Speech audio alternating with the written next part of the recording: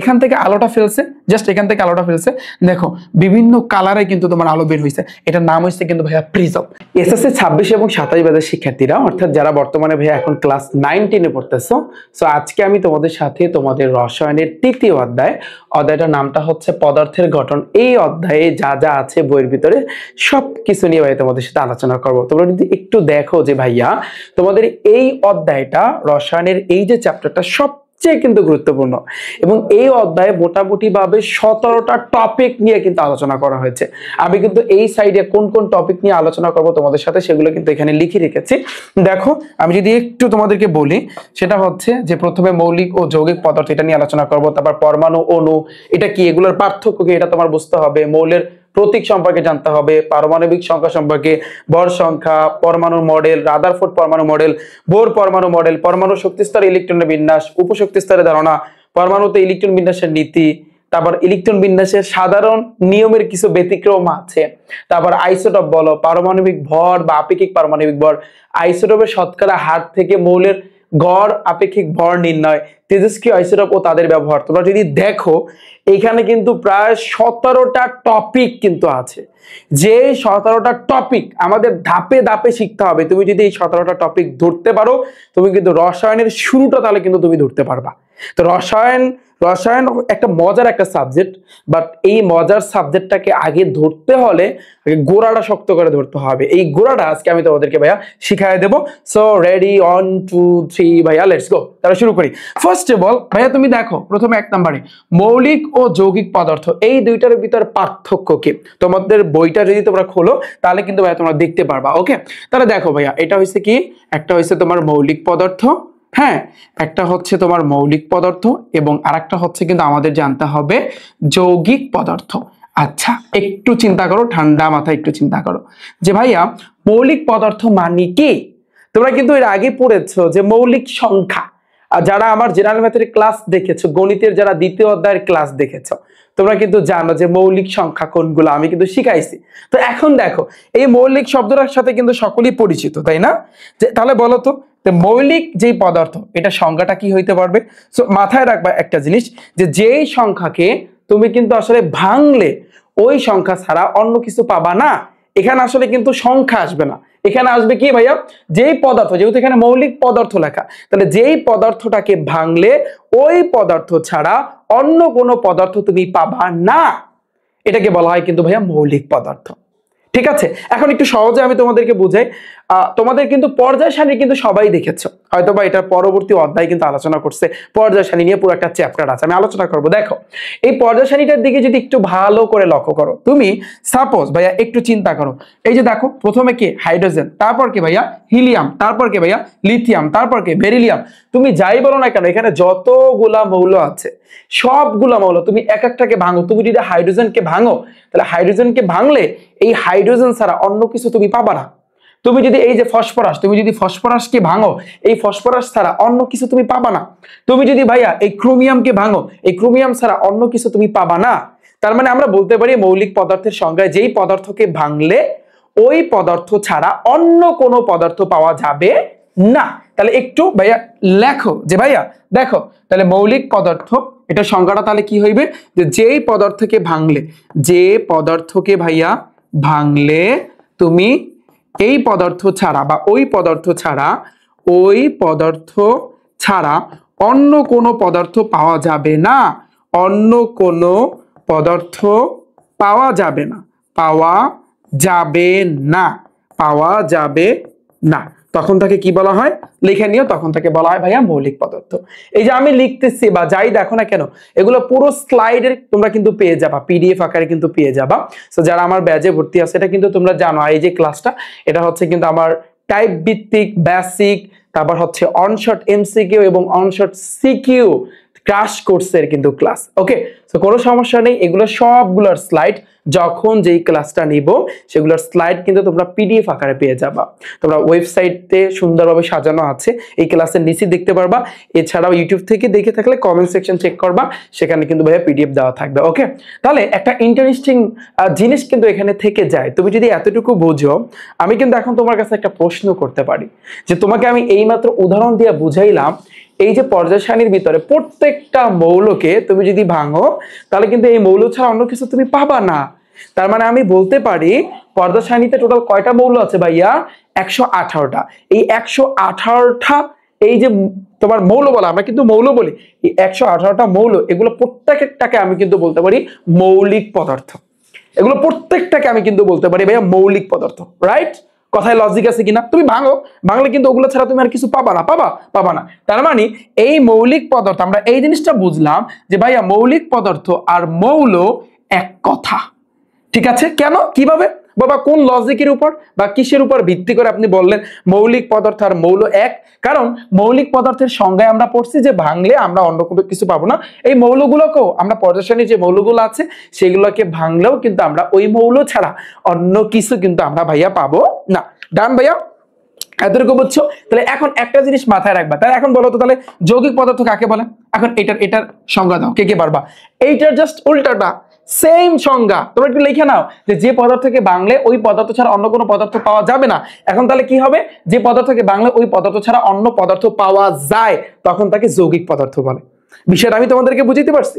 যেমন তুমি normally guess করো, যেমন পানি H2O, এই যে পানিটার কথা ভাইয়া তুমি চিন্তা করো, ভাইয়া তুমি পানিটার কথা ভাবো, এই পানিটাকে যদি তুমি ভাঙো সাপোজ, তাহলে পানির ভিতরে তুমি কি পাবা? হাইড্রোজেন পাবা এবং অক্সিজেন পাবা। তার মানে এই পানিকে ভাঙলে আমরা হাইড্রোজেনও পাচ্ছি, আমরা অক্সিজেনও পাচ্ছি।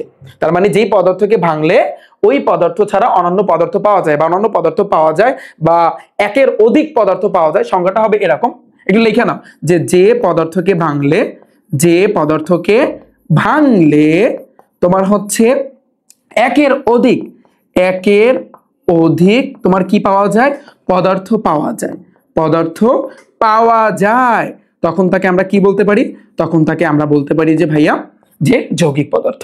এই যে দেখো পানিটাকে তুমি ভাঙছো, তুমি হাইড্রোজেন পাইছো, অক্সিজেন পাইছো, রাইট?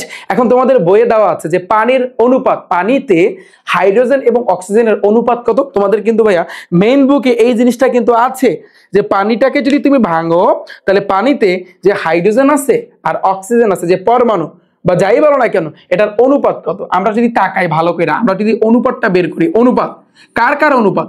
আমরা হাইড্রোজেন এবং আমরা অক্সিজেনের অনুপাত বের করবো। হাইড্রোজেন এখানে আছে কত ভাইয়া? 2, তাহলে 2 অনুপাত। অক্সিজেনের এখানে কিছু আছে? নাই। কিছু না থাকলে মনে মনে ধরতে হবে এখানে 1 আছে, তাহলে 2 অনুপাত 1। এই হচ্ছে কিন্তু ভাইয়া তোমার অনুপাত। বুঝাইতে পারছি আমি? তাহলে পানির হাইড্রোজেন এবং অক্সিজেনের অনুপাত হচ্ছে 2 অনুপাত 1, যেটাকে আমরা সচরাচর ইস্টু বলি, 2:1, রাইট? এতটুকু বুঝছো? তাহলে এই গেল মৌলিক পদার্থ, এই গেল হচ্ছে কিন্তু আমাদের যৌগিক পদার্থ। এখন শোনো, পর্যায় সারণীতে টোটাল মৌল আছে কয়টা ভাইয়া বলো তো? একটু আমাদের জানতেই হবে, মাস্ট জানা আমাদের লাগবে। মাথায় রাখবা পর্যায় সারণীতে ভাইয়া 118টা কিন্তু মৌল আছে। কয়টা? 118টা। এই যে 118টা মৌলের ভিতরে দুইটা পার্ট আছে। একটা পার্টে কি 98টা মৌল। 98টা মৌল কোথায় পাওয়া যায় ভাইয়া? প্রকৃতিতে পাওয়া যায়। অর্থাৎ এই 118টা মৌলের ভিতরে তোমার 98টা মৌল কোথায় পাওয়া যাবে ভাইয়া? প্রকৃতিতে পাওয়া যাবে। আর বাকি থাকে কয়টা? বাকি থাকে তাহলে 20টা। ওই পাশে 18টা, এখানে 2টা, তাহলে এই 20টা কিন্তু মৌল কৃত্রিম উপকারে কিন্তু তোমার কি করা হয়? কৃত্রিম ভাবে, মানে কৃত্রিম মানে কি? মানুষের তৈরি, যারা মানুষের তৈরি করে, অর্থাৎ আমি বলতে পারি যে কৃত্রিম ভাবে পাওয়া যায় কয়টা মৌল? 20টা মৌল। এটা একটু মাথায় রাখবা, বিকজ আমাদের এমসিকিউতে আসবে। ভাইয়া শোনো, প্রথমে আমরা কিন্তু এই 17টা টপিক সবগুলা কিন্তু আমরা ধীরে ধীরে কভার করব। এরপরে কিন্তু ভাইয়া আমি যে তোমাদেরকে দেখাই, এই যে দেখতে পাচ্ছ অন শর্ট এমসিকিউ, আমরা কিন্তু এই এমসিকিউ গুলো সলভ করব টাইপ ভিত্তিক অন শর্ট এমসিকিউ সেকেন্ড ক্লাসে। দেখো এই যে প্রকৃতিতে প্রাপ্ত মৌলের সংখ্যা কত, এই মাত্র কিন্তু আমি তোমাকে পড়াইছি যে পর্যায় সারণীতে টোটাল কিন্তু 118টা মৌল পাওয়া যায়, যার ভিতরে প্রকৃতিতে কিন্তু আছে কয়টা তুমি বলো? আর এই যে 98টা। এখন যদি কোশ্চেন করতো, এটা কিন্তু চট্টগ্রাম বোর্ডে আসছে, যদি কোশ্চেন করতো যে কৃত্রিম কিভাবে মানে কয়টা মৌল কিন্তু পাওয়া যায়, তাহলে হয়তো কত? 20টা। আনসার হইতো কিন্তু ভাইয়া 20টা। ডান। তো এগুলো কিন্তু আমরা সেকেন্ড ক্লাসে করব। এইভাবে কিন্তু সুন্দরভাবে মোটামুটি ভাবে আমরা যদি বলি এই চ্যাপ্টারে 5 থেকে 6টা টাইপের কিন্তু এমসিকিউ আছে। জাস্ট 5 থেকে 6টা টাইপের তুমি এমসিকিউ শিখবা।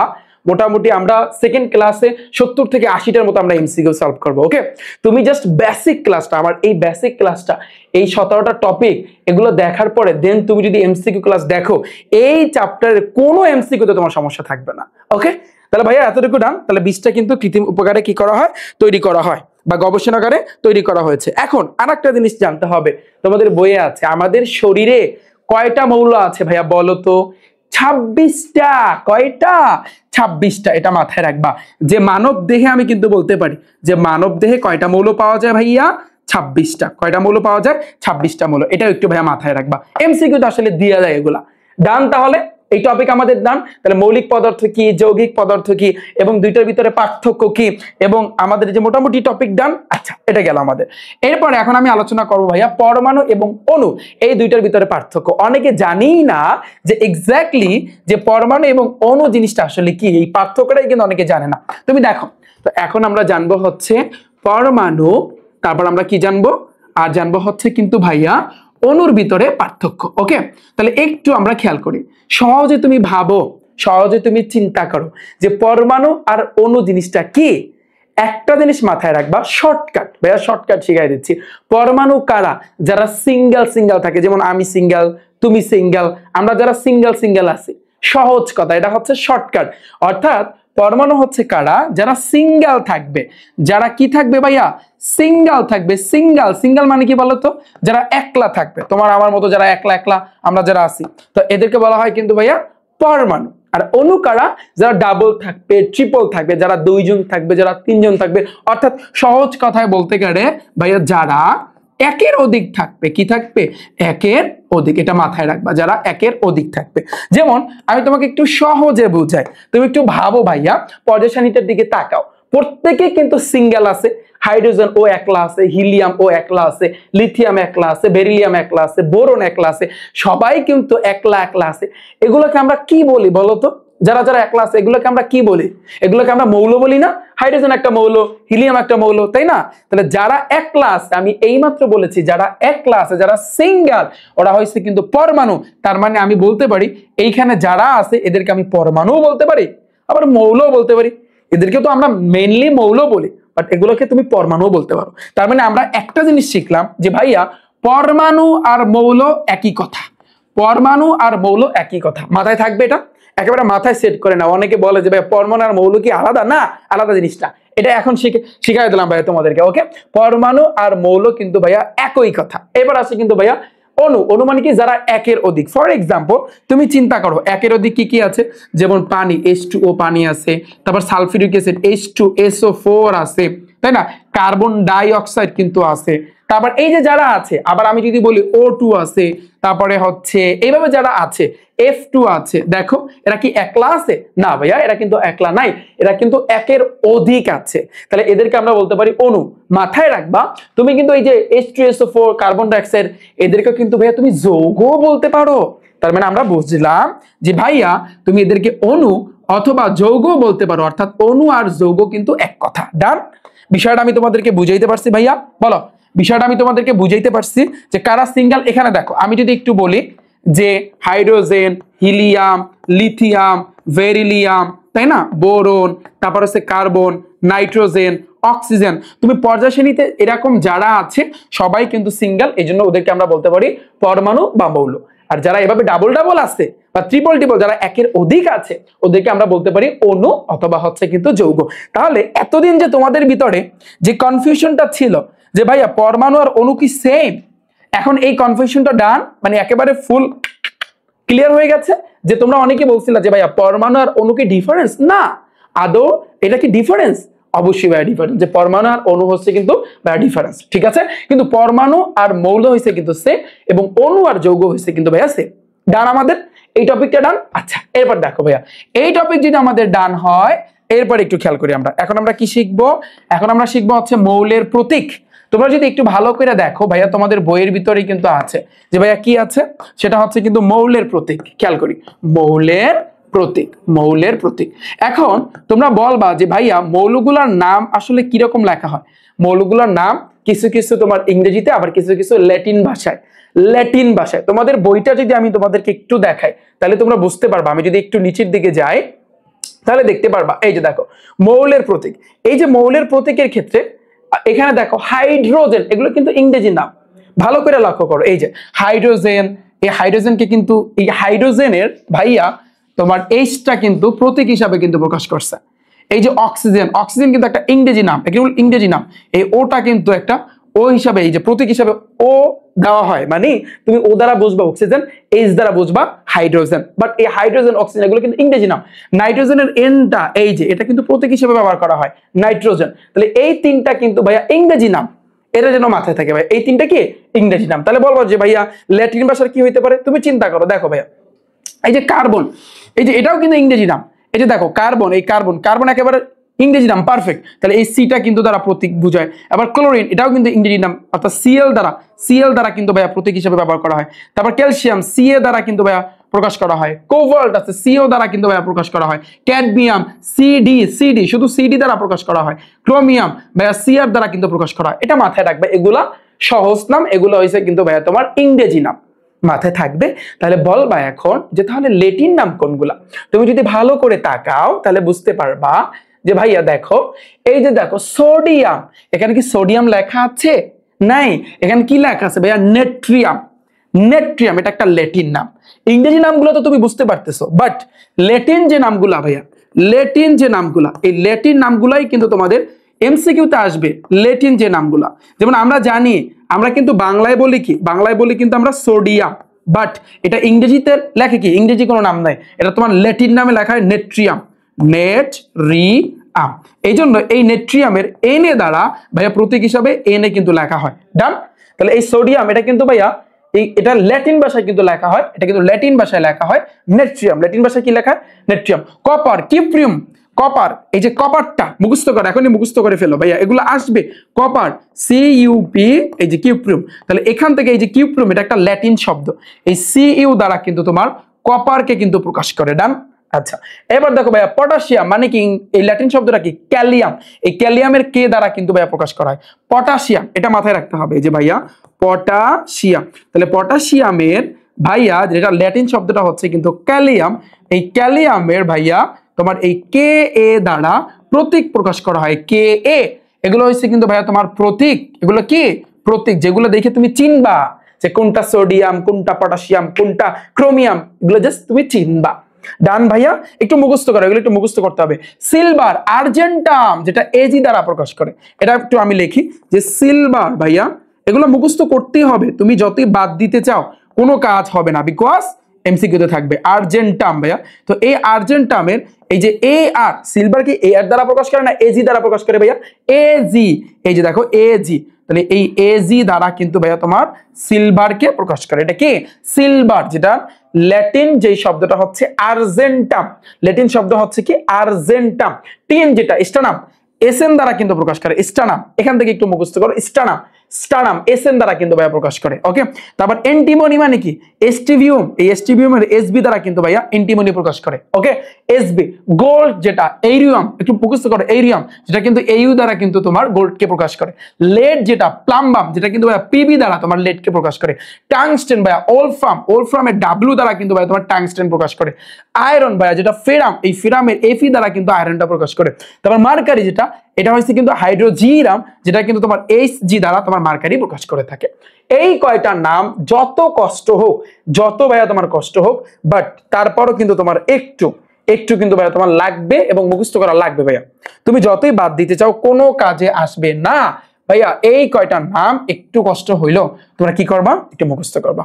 আমার কথা বুঝতে পেরেছো ভাইয়া? আমার কথা বুঝতে পেরেছো? এইখানে আমি কিন্তু একটু উঠাইয়া দিলাম, তাহলে ভালো হবে। এই জায়গাতে আমি উঠাইয়া দিই, তাহলে সবচেয়ে বেটার হবে। ওকে ভাইয়া, বুঝছো?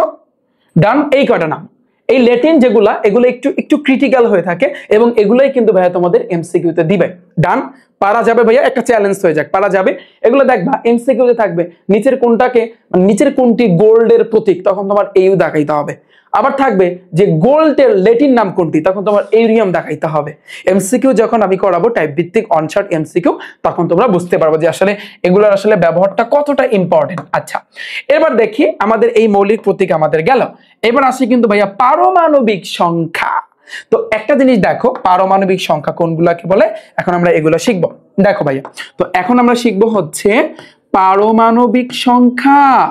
এটা কি পারমাণবিক সংখ্যা ভাইয়া? আমি যদি তোমাকে দেখাই, একটু ভালো করে যদি তুমি তাকাও, এটা হচ্ছে পর্যায় সারণী। পর্যায় সারণীতে এই হাইড্রোজেনের পারমাণবিক সংখ্যা কত? 1, হিলিয়ামের পারমাণবিক সংখ্যা কত? 2, লিথিয়ামের পারমাণবিক সংখ্যা কত? 3, বেরিলিয়ামের কত? 4, বোরনের 5, কার্বনের 6, নাইট্রোজেনের 7, অক্সিজেনের 8। এগুলোকে বলা হয় ভাইয়া পারমাণবিক সংখ্যা। নামটা শুনছো না? শুনছো। এখন আমি যদি আরো একটু ডিটেইলসে ভাইয়া তোমাদের সাথে আলোচনা করি, ফর এক্সাম্পল তুমি চিন্তা করো, সাপোজ তুমি ভাবো এটা হইছে কি বলতো, এই যে গোল্লা যে দিলাম আমি, যে একেবারে ভরাট করে দিলাম, কে বলতে পারবা এটার নাম কি? কে বলতে পারবা? কে বলতে পারবা এটার নাম কি ভাইয়া? এটার নাম হচ্ছে কিন্তু তোমার নিউক্লিয়াস। এখন এই পারমাণবিক সংখ্যা এটা জানার আগে আমাদের একটা জিনিস জানতে হবে, পরমাণুর ভিতরের কণা। দাঁড়াও, আমরা এই পারমাণবিক সংখ্যাটা তো জানবো, তার আগে আমরা এখন জানবো হচ্ছে পরমাণুর ভিতরের কণা। ওকে, ভিতরের কণা। দেখো একটু খেয়াল করি, আমরা একবার শিখো, দেখবা সবকিছু তোমার কাছে ইজি লাগবে। তো এই যে জিনিসটা যে আমি আঁকলাম, এটার নাম কি? কে বলতে পারবা? এটার নাম হইছে কিন্তু তোমার নিউক্লিয়াস, রাইট? অনেকেই তোমরা চিনো না? চিনো। এখন আমি একটু বড় করি আঁকি, অসুবিধা আছে? এখন এই যে নিউক্লিয়াসটা, এই নিউক্লিয়াসের বাইরে কি থাকে? শক্তি স্তর থাকে, এই একটা শক্তি স্তর। তারপর আমি সাপোজ সোডিয়ামের পারমাণবিক সংখ্যা কত বলো তো? সোডিয়ামের পারমাণবিক সংখ্যা হচ্ছে 11। তাহলে এটা একটু চিন্তা করো, সাপোজ একটু চিন্তা করো তুমি এগুলো কিভাবে মুখস্থ করবা, তাও আমি টেকনিকগুলো শিখাই দেবো। দেখো 11, তো এই সোডিয়ামের পারমাণবিক সংখ্যা 11, 11কে আমরা কি করব? ঠান্ডা মাথায় ইলেকট্রন বিন্যাস করবো। এটাকে বলা হয় ভাইয়া গোল্লা দিয়ে ইলেকট্রন বিন্যাস করা। আচ্ছা, তাহলে সোডিয়ামের ক্ষেত্রে ভাইয়া প্রথম শক্তি স্তরে কয়টা বসবে? আমরা জানি প্রথম শক্তি স্তরে 2টা ইলেকট্রন বসবে, ঠিক আছে? পরের শক্তি স্তরে ভাইয়া কয়টা ইলেকট্রন বসবে বলো তো? কে বলতে পারবা? আমরা জানি পরের শক্তি স্তরে 8টা বসবে, রাইট? এগুলা কিন্তু আমরা জানি, 2, 4, 6, 7, 8। অনেকেই জানো না, শিখাই দিচ্ছি। ওয়েট, মনে রাখবা ইলেকট্রন বিন্যাস করার ক্ষেত্রে প্রথমে কিন্তু একটা নিউক্লিয়াস বসাইতে হয়। নিউক্লিয়াসের বসানোর পরে এরপরে কিন্তু ভাইয়া এরপরে যে শক্তি স্তর থাকবে, প্রথম শক্তি স্তরে সর্বোচ্চ 2টা বসাইতে পারবা, মানে 2টার উপরে তুমি বসাইতে পারবা না। 2টার নিচে তুমি বসাইতে পারবা, অসুবিধা নাই, কিন্তু 2টার উপরে বসাইতে পারবা না। দ্বিতীয় শক্তি স্তরে সর্বোচ্চ 8টার উপর তুমি বসাইতে পারবা না। তাহলে তুমি চিন্তা করো, এই যে বসালে এগুলো কি? ইলেকট্রন। 8 আর 2 কত ভাইয়া? 10। তাহলে এখানে টোটাল ইলেকট্রন কয়টা? 11টা। তার মানে আরো একটা আমাদের শক্তি স্তর লাগবে, কারণ আমরা 8টার উপরে বসাইতে পারবো না। তো এই হয়েছে কিন্তু আর একটা ইলেকট্রন আর একটা শক্তি স্তরে বসলো, এই 11টা হয়েছে। এখন আমি তোমাদেরকে বুঝাই, যে অনেকে তোমরা বলবা যে ভাই এগুলো কি বুঝলাম না। দেখো এই জন্য আমি একটু ক্লিয়ার করতে চাই তোমাদের এই পুরো বিষয়টা। এইখানে যে দেখতে পাচ্ছ যে গোল্লা লাল কালারে, ভাইয়া এগুলোকে বলা হয় কি জানো? এগুলোকে বলা হয় ভাইয়া, মাথায় রাখবা, এগুলোকে বলতে পারি আমরা ইলেকট্রন। এগুলো কি? এগুলো হচ্ছে কিন্তু তোমার ইলেকট্রন, এটা মাথায় রাখবা, এগুলো কি? ইলেকট্রন। আচ্ছা, এরপরে দেখো এই যে মিডলে এই মাঝখানে কি থাকে জানো? এই মাঝখানে থাকে হচ্ছে কিন্তু তোমার প্রোটন এবং থাকে হচ্ছে নিউট্রন। এটা মাথায় রাখবা, মাঝখানে কি থাকে ভাইয়া? প্রোটন এবং নিউট্রন। আমি যদি সহজে একেবারে সোজা যদি টানি, এটাকে আমরা কিন্তু বলতে পারি ভাইয়া প্রোটন বলতে পারি। কি? প্রোটন বলবো। এবং এই যে এন যেটা, এটাও একেবারে নিউক্লিয়াসের এই জায়গাতে থাকে, এটাকে আমরা বলবো হচ্ছে কিন্তু ভাইয়া তোমার নিউট্রন। এটার নাম হয়েছে কি? নিউট্রন। একটু দেখো, পুরো কনসেপ্টটা তোমাদের কাছে পানির মতো সহজ লাগবে। তুমি একটু ভাবো, চিন্তা করো।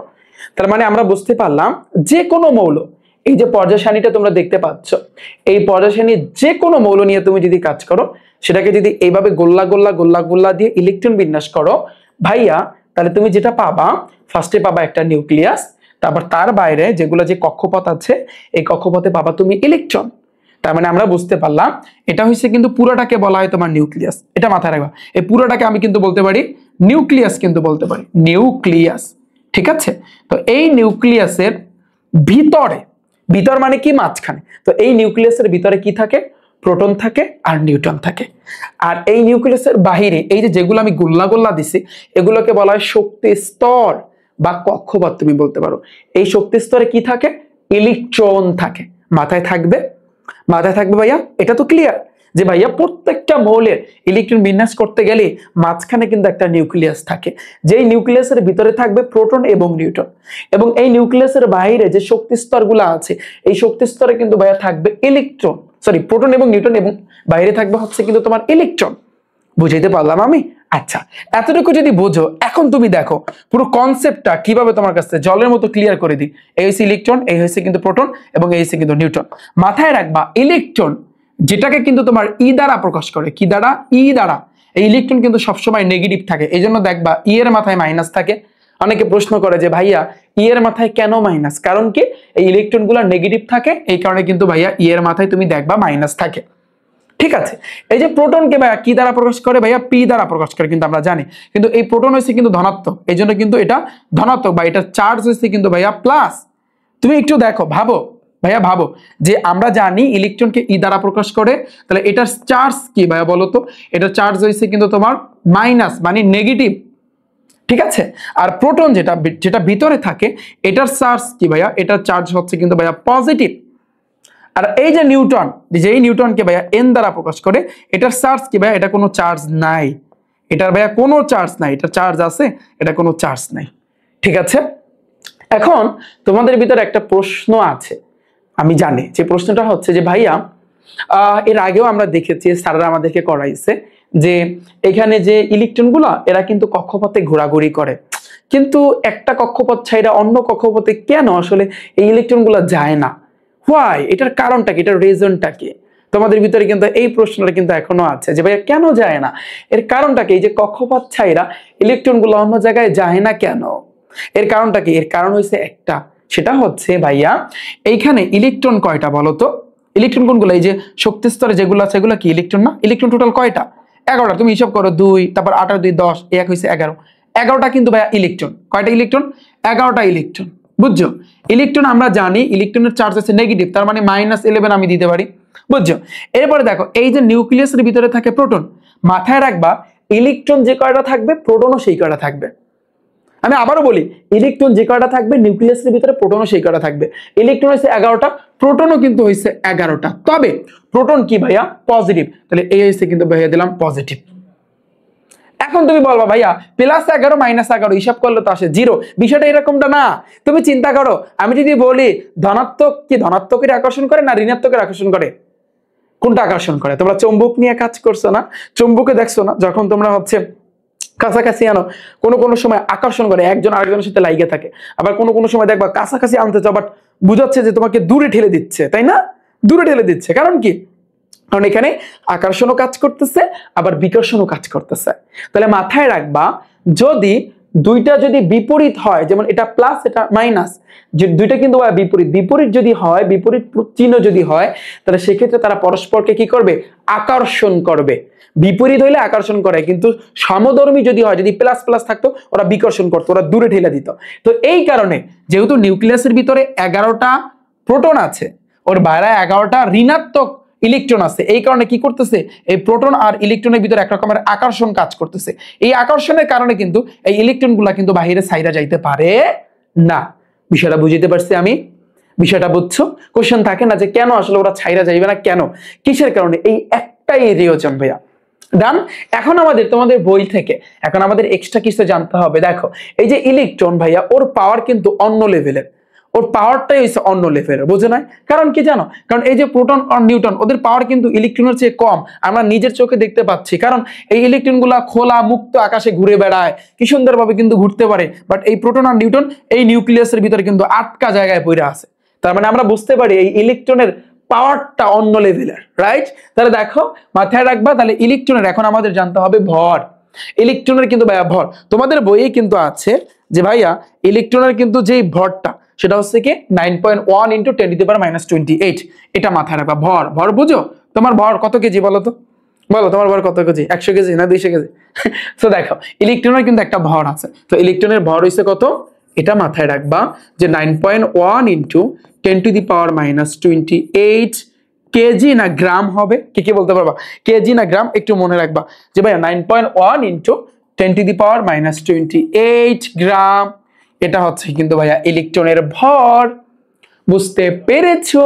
এখন তাহলে বলবো যে ভাইয়া প্রোটন আর নিউট্রনের ভর কি? অনেক কম। সো একজনের ভর হইছে কি 1.673। তুমি দেখো, এই যে প্রোটনের কিন্তু ভর হইছে কি, আমরা যদি একটু দেখি, এগুলো কিন্তু মুখস্থ করতে হবে। 1.673, এখানে কিন্তু ভাইয়া 3 হবে, ইনটু 10⁻²৪ গ্রাম। ওকে, এটা মাথায় থাকবে। 1.673 × 10⁻²৪ গ্রাম। আবার এই যে নিউট্রন, তাহলে নিউটনের ভরটা কি? শোনো, যেহেতু প্রোটন আর নিউট্রন ওরা দুইজন একেবারে গলাদারা খাতিল ওদের ভিতরে, কারণ ওরা দুইজন কিন্তু একটা নিউক্লিয়াসের মধ্যেই কিন্তু আছে। তুমি চিন্তা করো, একটা ঘরের ভিতরে তোমরা যদি দুইজন থাকো, তোমার ভাই হোক আর যাই হোক, ওই থাকতে থাকতে থাকতে থাকতে একটা পর্যায়ে কিন্তু তোমাদের দুইজনের ভিতরে গলাদারা কিন্তু খাতিল হবে। কারণ খাতির করতে হবে, কারণ তোমরা একসাথে থাকতেছো এই কারণে। তো যেহেতু ওদের ভিতরে একটা সম্পর্ক আছে, ভালো একটা বন্ডিং আছে, এই কারণে কিন্তু এই প্রোটনের যে ভরটা আর নিউটনের ভরটা প্রায় কাছাকাছি, কিন্তু ডিফারেন্সটা হচ্ছে এই 1.673 না, এখানে হবে 5, আটটা সব সেম, ইন্টু 10⁻24 ভাইয়া গ্রাম। ডান? আমি তোমাকে বুঝাইতে পারছি? এতটুকু হচ্ছে কিন্তু ভাইয়া তোমার ডিফারেন্স, যে প্রোটনের ভর হয়েছে 1.673 আর এখানে 675, আটটা সব সেম। আর ইলেকট্রন তো কথাই না, ওর পাওয়ারটা অন্য লেভেলের ভাইয়া, 9.1 × 10⁻28 গ্রাম। তুমি যদি এই গ্রাম থেকে কেজিতে নিতে পারো, আমি শিখাবো অনেক সেটা। এখানে 10⁻28 না, 10⁻31 কেজি হবে, এটা আমি এমসিকিউ ক্লাসে তোমাদেরকে শিখাই দেবো। ভাই এতটুকু ডান? এতটুকু বুঝছো? তো ভরের বিষয়টা বুঝছো, ইলেকট্রনের চার্জ কিন্তু নেগেটিভ, প্রোটনের চার্জ কিন্তু পজিটিভ, নিউটনের কোনো চার্জ নাই। এক্স্যাক্টলি কিন্তু ভাইয়া নিউটনের চার্জ হচ্ছে কিন্তু 0। এটা কিন্তু আমরা চার্জ পড়লাম, এখন আমরা প্রকৃত চার্জ আমাদের জানতে হবে। চার্জ তো আমরা জেনেছি ভাইয়া, এখন আমাদের যে জিনিসটা কিন্তু জানতে হবে সেটা হচ্ছে কি, সেটা হচ্ছে এখন ইলেকট্রনের প্রকৃত একটা চার্জ আছে, প্রকৃত একটা চার্জ আছে। তো এই প্রকৃত চার্জটা কি দেখো, ইলেকট্রনের যে ইলেকট্রন আমরা কিন্তু জানি এমনিতে হচ্ছে কিন্তু নেগেটিভ, তো ইলেকট্রনের চার্জ আমরা জানি মাইনাস, মাইনাস এই জন্য আসবে 1.660 × 10⁻19 কুলম্ব। এটা হচ্ছে কিন্তু ভাইয়া কুলম্ব। এই কুলম্ব এটা মাথায় রাখবে, এটা হচ্ছে কিন্তু চার্জের একক হইছে কুলম্ব। এটা সামনে গিয়ে তোমরা পড়বা, সামনে আমি তোমাদেরকে শিখাবো। ওকে ডান? তাহলে -1.60 × 10⁻19 কুলম্ব, এটা হচ্ছে কিন্তু ভাইয়া প্রকৃত চার্জ। তাহলে প্রোটন ও যেহেতু চার্জ আছে ওর, তার মানে ওরও একটা প্রকৃত চার্জ আছে। কথা সত্য নাকি মিথ্যা বলো? ওরে কিন্তু একটা ভাইয়া প্রকৃত চার্জ আছে। তাহলে প্রকৃত চার্জ কি, যেহেতু এটা মাইনাস ও অবশ্যই তাহলে প্লাস, তাহলে প্লাস 1.60 × 10⁻19 কুলম্ব। শেষ। দেখো দুইটা কিন্তু সেম, দুইটা কিন্তু ভাইয়া সেম। এই চার্জের ক্ষেত্রে দুইটা কিন্তু সেম, শুধুমাত্র এই ইলেকট্রন হইছে নেগেটিভ আর প্রোটনটা হইছে পজিটিভ, বাট মানের দিক দিয়া বলো আর যাই বলো না কেন ওরা কিন্তু ভাইয়া তোমার সেম। আর নিউটনের তো কোনো চার্জই নাই, ওর যেহেতু চার্জ নাই তার মানে প্রকৃত চার্জ থাকার কোনো কথাই না, ওর প্রকৃত চার্জও নাই। তো আমি আশা করি এই পুরো জিনিসটা তোমাদের কাছে এখন পানি হয়ে গেল। যাদের বিন্দু পরিমাণ সমস্যা থাকবে ক্লাসটা লাগলে ব্যাক করে দেখে আসবে, কারণ এই অংশটা সবচেয়ে ইম্পর্টেন্ট। এখান থেকে এমসিকিউ ভাইয়া মাস্ট থাকবে, এই কারণে সুন্দরভাবে একটু পারফেক্টলি ভাইয়া বোঝার ট্রাই করবা। বুঝাইতে পারলাম আমি? তাহলে দেখো এই গেল আমাদের ভর এবং গেল হচ্ছে প্রকৃত চার্জের কাহিনী, সবকিছু আমি তোমাদেরকে বুঝাই দিলাম। আচ্ছা, এটা হচ্ছে কিন্তু আমাদের পরমাণুর ভিতরের কণা। আচ্ছা, এখন ভাইয়া আমরা এখন কি শিখবো? এখন ওই যে টপিকটা আমাদের ছিল, যেটা আমরা শুরু করছিলাম মানে পারমাণবিক সংখ্যা। তো এখন পারমাণবিক সংখ্যা কি? তো মাথায় রাখবা এইখানে কিন্তু নিউক্লিয়াসের ভিতরে কি থাকে, প্রোটন আর নিউট্রন না? আমি একটা কথা বলছি, প্রোটন সংখ্যাও যে কয়টা থাকবে, ইলেকট্রন সংখ্যাও সে কয়টা থাকবে। মাথায় রাখবা এই প্রোটন সংখ্যাকে তুমি পারমাণবিক সংখ্যা বলতে পারো। প্রোটন সংখ্যাকে কি বলতে পারো? পারমাণবিক সংখ্যা। একটু আমি তোমাদেরকে দেখাচ্ছি ভাইয়া, একটু তাকাও। তো এখন আমরা শিখবো হচ্ছে পারমাণবিক সংখ্যা। আমি যদি সংক্ষেপে লিখি, সংক্ষেপে যদি আমি লিখি তাহলে আমি অবশ্যই লিখবো যে ভাইয়া সংক্ষেপে যে প্রোটন সংখ্যাকে আমরা কি বলতে পারি? প্রোটন সংখ্যাকে আমরা পারমাণবিক সংখ্যা বলা হয়। যদি কোশ্চেনে আসে, যদি সংক্ষিপ্ত প্রশ্নে আসে যে মানে পারমাণবিক সংখ্যা কাকে বলে, সহজে লিখে দিবা, অর্থাৎ প্রোটন সংখ্যাকে পারমাণবিক সংখ্যা বলে। ডান ভাইয়া? এতটুকু বুঝছো? তুমি এখন ঠান্ডা মাথায় ভাবো, তোমাকে একটু ভাবতে দিলাম। সাপোজ তুমি চিন্তা করো এই যে পর্যায় সারণীটা আছে না, পর্যায় সারণীটা তুমি দেখো। আমি যদি বলি লিথিয়ামের পারমাণবিক সংখ্যা কত? 3। তার মানে তুমি যখনই লিথিয়ামটা দেখবা তখনই তোমার মনের ভিতরে এই জিনিসটা যেন আসে যে না, ভাইয়া শিখাইছে লিথিয়ামের পারমাণবিক সংখ্যাটা 3, তার মানে ওর মধ্যে একটা নিউক্লিয়াস আছে, ওর বাইরে কক্ষপথ আছে যেখানে ইলেকট্রন বসবে, আর নিউক্লিয়াসের মধ্যে প্রোটন আছে আর নিউট্রন আছে, রাইট? তাহলে যেহেতু ওর পারমাণবিক সংখ্যা 3, তার মানে ওর প্রোটন সংখ্যাও 3, তার মানে ওর ইলেকট্রন সংখ্যাও 3। এই জিনিসটা যেন মাথায় আসে, বিষয়টা তুমি বুঝছো? আমি যদি বলি ভাইয়া সিলিকনের 14, যখনই সিলিকন তোমার সামনে আসবে তখন যেন তোমার মনের ভিতরে এই জিনিসটা আসে যে সিলিকনের পারমাণবিক সংখ্যা হচ্ছে 14, তার মানে ওর যে নিউক্লিয়াসটা আছে ওই নিউক্লিয়াসের মধ্যে প্রোটন আছে, ওর প্রোটন সংখ্যাও 14, ওর বাইরে যে ইলেকট্রন আছে ইলেকট্রন সংখ্যাও 14। বিষয়টা বুঝছো? সো এই জিনিসটা এই জন্য ভাইয়া তোমাদের মাথায় আসে, কারণ বিকজ আমরা শিখছি যে সোডিয়ামের পারমাণবিক সংখ্যা 11, তার মানে এই সোডিয়ামের প্রোটন সংখ্যাও 11, ওর বাইরে যে ইলেকট্রন আছে ইলেকট্রন সংখ্যাও 11। বুঝাইতে পারছি আমি? এটার পুরো স্লাইড কিন্তু ভাইয়া তোমরা পেয়ে যাবা, টেনশন করার কিছু নাই। তো এই গেল হচ্ছে কিন্তু আমাদের পারমাণবিক সংখ্যা এই টপিকটা।